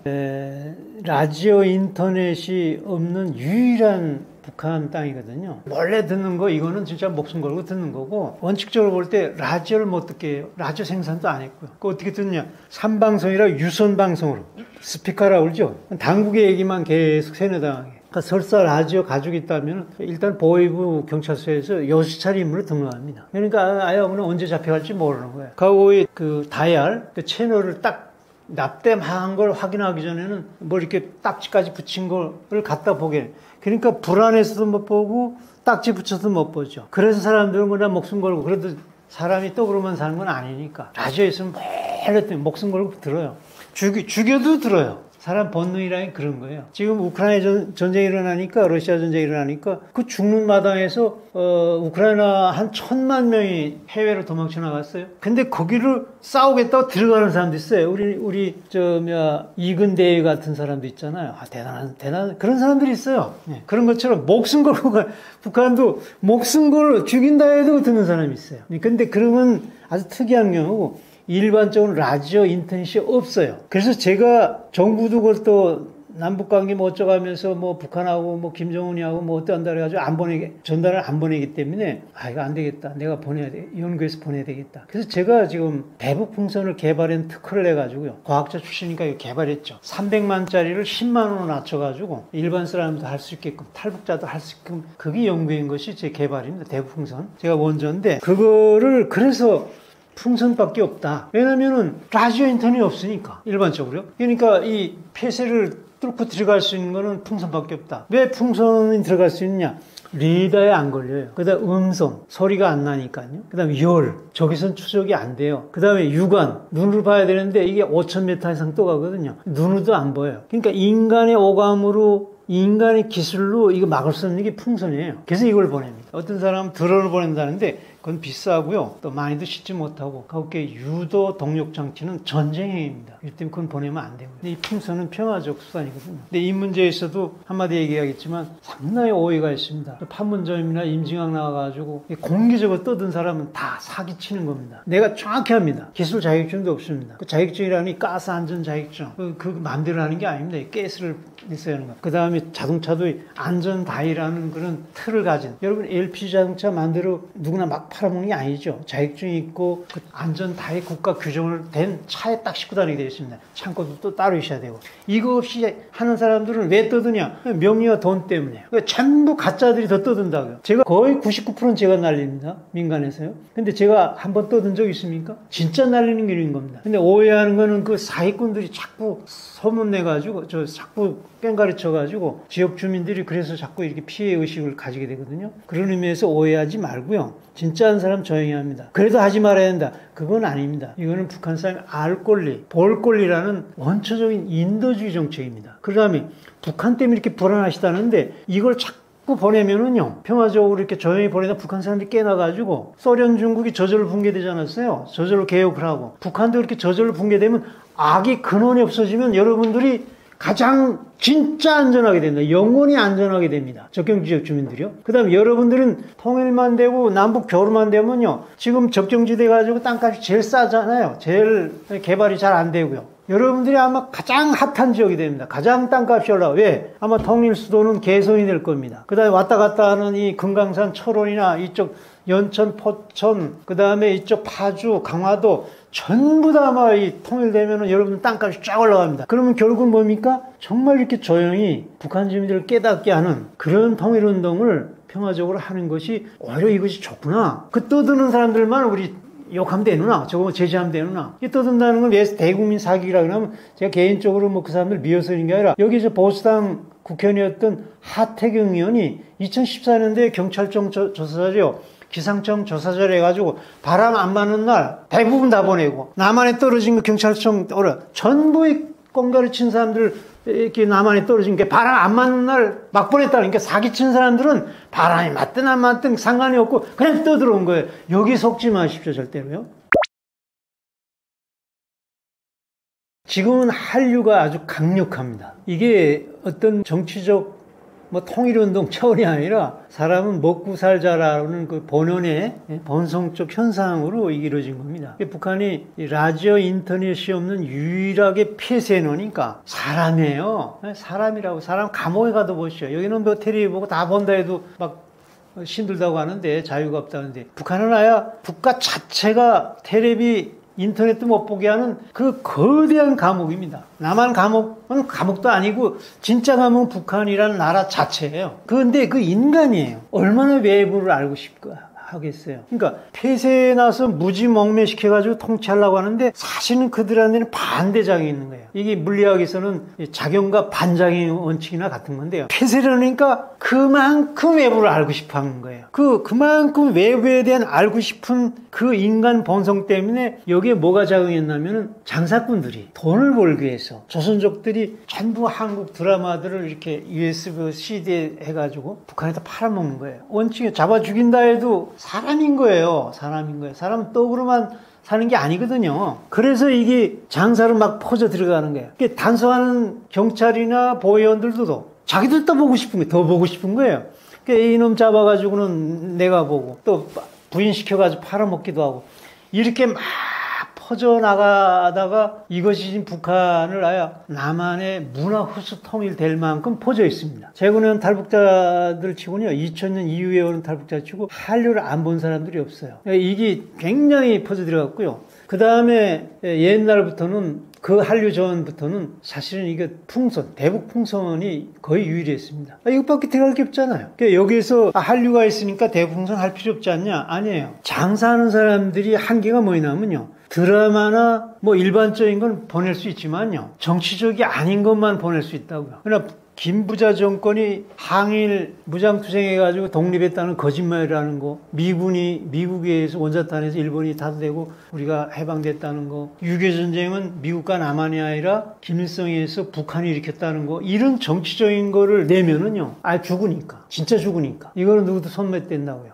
그래서 이런 거는 우리가 보내줘야 되는 게 대북풍선이 그래서 필요한 겁니다. 그러니까 일반 문화 콘텐츠는 장작품을 통해서 들어가는데요. 물론 그것도 막 3대 법을 해가지고 사상문화 침투법 평양말 해가지고 3대법 해가지고 막 10살짜리 막 총살해 주기 그렇게 해서 통제하지만 그래도 퍼집니다. 죽인다 해도 사람이기 때문에 보게 돼 있어요. 더 조심해서 보는 거죠. 잡히면 아유 저놈 재수없게 죽었네 이렇게 되고요. 그 속에서도 사상적 콘텐츠는 진짜군 직결처이니까 그래서 그거를 못 하는데 이거는 그래서 우리가 보내줘야 되는 거예요. 대풍선을 통해서 보내줘가지고 사상적 콘텐츠까지 보내줘야 저 나라를 무너집니다. 그 나라가 김부자, 김정은 수령의 나라거든요. 수령으로 이렇게 이루어진 나라인데 이것이 사기꾼이고 전범자고 이런 걸 딱 가르쳐줘야 이거 아니네. 우리 만세 부리는 게 아니네. 거기 많은 사람 따라보면은요. 거기 혁명가 안중근 같은 사람이 나타날 수 있고요. 진짜 개혁 세력이 나타난다고. 이게 임계점이 올려줘야 된다고요. 자꾸. 여기에 희망이 있지. 저 북한 통치자하고 억번을 회담을 해보세요. 안 됩니다. 지금 역사가 보여주는 것도 있지만요. 억번을 해도 안 됩니다. 왜? 그놈은 자기 살기 위해서 안 하는 거예요. 그걸 알고 우리 희망은 그 외에 북한 사람들, 북한 주민이라고 하는 게 노동자 농민만 아니라 그 김부자 외에 모든 간부들, 그 노동자 농민, 북한 인민들 그들은 자꾸 정보를 내줘야 돼요. 이 사상적 콘텐츠. 그 돈 얼마 드는 게 아닙니다. 10만 원에 그 대형 풍선 하나에 3만 장 넘어가게 되면 한 바람 잘 불면 3개군에 덮어댑니다. 얼마나 좋은 거예요. 10만 원 되는데 비행기 지금 한 대 지금 만들어내려면 사오고 나려면 그거 몇 천억씩 들어가요. 거기에 만분의1만 쓰면은 저거 싸우지 않고 이기는 북한 주민에서 북한이 변화되는 그런 길이 열리는 것이 대북풍선입니다. 평화적이고요. 조용히 하면 아무 문제 없습니다. 그래도 하지 말아야 된다. 그러면 북한이 요구하는 거 다 들어줄 수 있나요? 북한 싫어하는 거, 대풍선 보내지 말라, 안 보내. 그 군사훈련도 하지 말라, 그것도 안 해야 돼. 그 미국에서 F-35 스텔스기 들어오는데 그것도 하지 말라. 북한이 항의는 그거야, 다. 군사훈련도 하지 마라, 이것도 하지 마라. 다 하지 말아야 돼요. 그건 아니잖아요. 할 건 해야죠. 피해 없는 한에서. 그래서 조용히, 평화적으로 이렇게 하면 되는 겁니다. 그렇게 이해하시면 좋겠습니다. 제가 마지막으로 시청자 여러분들한테 말씀드리고 싶은 거는요. 정말 통일이 돼야 됩니다. 남북한의 출로는 통일밖에 없습니다. 이거는 대출로입니다. 남한은 한강의 기적에서 제2한강의 기적이고요. 북한은 저 굶어 죽은 땅에서 정말 대동강의 기적이 지역에서 천국으로 올라올 수 있는 거예요. 남북한이 통일되면 왜 대출로가 됐냐? 남한은 지금 전 세계 글로벌 12국가로서 나가고 있지만요. 선진국 따라가려면 후발국 중국이 치고 올라오고 있죠. 이 샌드위치에 끼어 있습니다. 자, 인건비 비싸죠. 땅값 올라가 있죠. 이런 조건에서 출로가 어디 갈까요? 북한이라는 큰 출로가 있습니다. 이것이 남의 나라 땅이 아니에요. 저 러시아는 지금 우크라이나 먹겠다고 막 저러고 있는데 우리는 당연히 북한을 우리 통일시켜야 된다고요. 그러면 어떻게 될까요? 정말 우리는 여러분들 일자리가 쫙 모든 걸 다시 건설해 줘야 되니까요. 여러분 학력, 재력, 경력, 신체적으로도 잘 모아가지고 다 우월한 위치에 있습니다. 여러분 지역에서 노동자 농민하고 천만의 말씀입니다. 북한 사람은 사장 위치에 있어요. 통일이 되면 여러분들은 일거리가 쫙 늘어납니다. 그럼 북한 사람들은 어떻게 되냐? 여러분들 1,000원도 못 받는데 우리 지금 한국이 지금 350만 원이 평균 월급입니다. 100만 원 주면은 1000배의 월급을 받습니다. 100만 원 줘도 북한 사람은 정말 1000배의 월급 받는 거로 돼요. 그러면은 북한 사람대로 지역에서 천국으로 올라오고요. 남한 사람들은 남아서 일거리 창출되고요. 북한을 몽땅 다 다시 건설해야 되기 때문에 세계적 투자자들이 다 몰려들습니다. 주가 싹 올라갑니다. 뭐가 손해납니까? 근데 이거를 가로막는 게 누구냐면은 저 김정은 정권입니다. 3대 세습. 저거는 죽어도 자기 정권 유지해서 개혁개방을 하지 않는 거예요. 이놈을 제거해야 됩니다. 이걸 어떻게 제거하느냐? 북한 사람에 의해서 북한이 변화되게 해야 되는 거예요. 그럼 북한 사람이 북한을 변화되게 하려면 자각시켜야 되는 거예요. 북한 말인데요. 북한 사람을 깨우쳐줘야 돼요. 이걸 깨우쳐줄 것 같아서 라지오인트에서는 막아놨습니다. 이걸 무력화시키는 것이 대북 풍선입니다. 여기에 서식을 평화적으로 보내주면은 북한 사람들이 깨달아가지고 자각해가지고 북한 사람들이 알아서 변화시켜가지고 중국 같은 개혁개방 공산당 정권만 들어서서 통일 시작입니다. 정상적 교류가 되면은 통일입니다. 그게 확 합쳐지는 게 아니에요. 그럴 필요도 없고요. 우리가 딴 나라처럼 같지만 정상적 교류가 너 인건비 1,000원밖에 못 받던 거 우리 100만 원 줄게. 우리는 100만 원 250만 남아. 서로가 국제 경쟁력이 있어. 우리가 만든 제품을 더 싸게 해서 내보내자. 이게 경쟁력 되는 거 아니에요? 그래서 통일비용이라는 말은 이건 반통일적인 얘기입니다. 절대 말에 기울이지 마십시오. 통일비용 얘기하는 사람은 그게 선으로 얘기하든 악으로 얘기하든 반통일분자들입니다. 절대 여기 지금까지 써왔는데요. 통일비용이 아니라 통일투자입니다. 남북한이 대출로가 열리는 길입니다. 이 길을 개척하기 위해서 저거를 가로막는 김정은 3대 세습을 제거하는 길입니다. 그 제거는 평화적으로 그들을 깨우치는 거예요. 깨우치면서 결정적인 게 대북 풍선입니다. 이거는 개인이 하는 게 아니라 국가가 해야 될 일입니다. 우리 국가가 못한다고 우리 모든 시민들이 기업들이 들고 일어나 교회가 들고 일어나가지고 이걸 보내줘야 됩니다. 이거는 통일이란 정치운동뿐만 아니라 인도주의적인 겁니다. 정말 눈과 귀를 가린 불쌍한 우리 동포들 그런 사람을 도와주는 인도주의 운동이기 때문에 이걸 해야 됩니다. 같이 합력해서 선을 이뤘으면 좋겠습니다.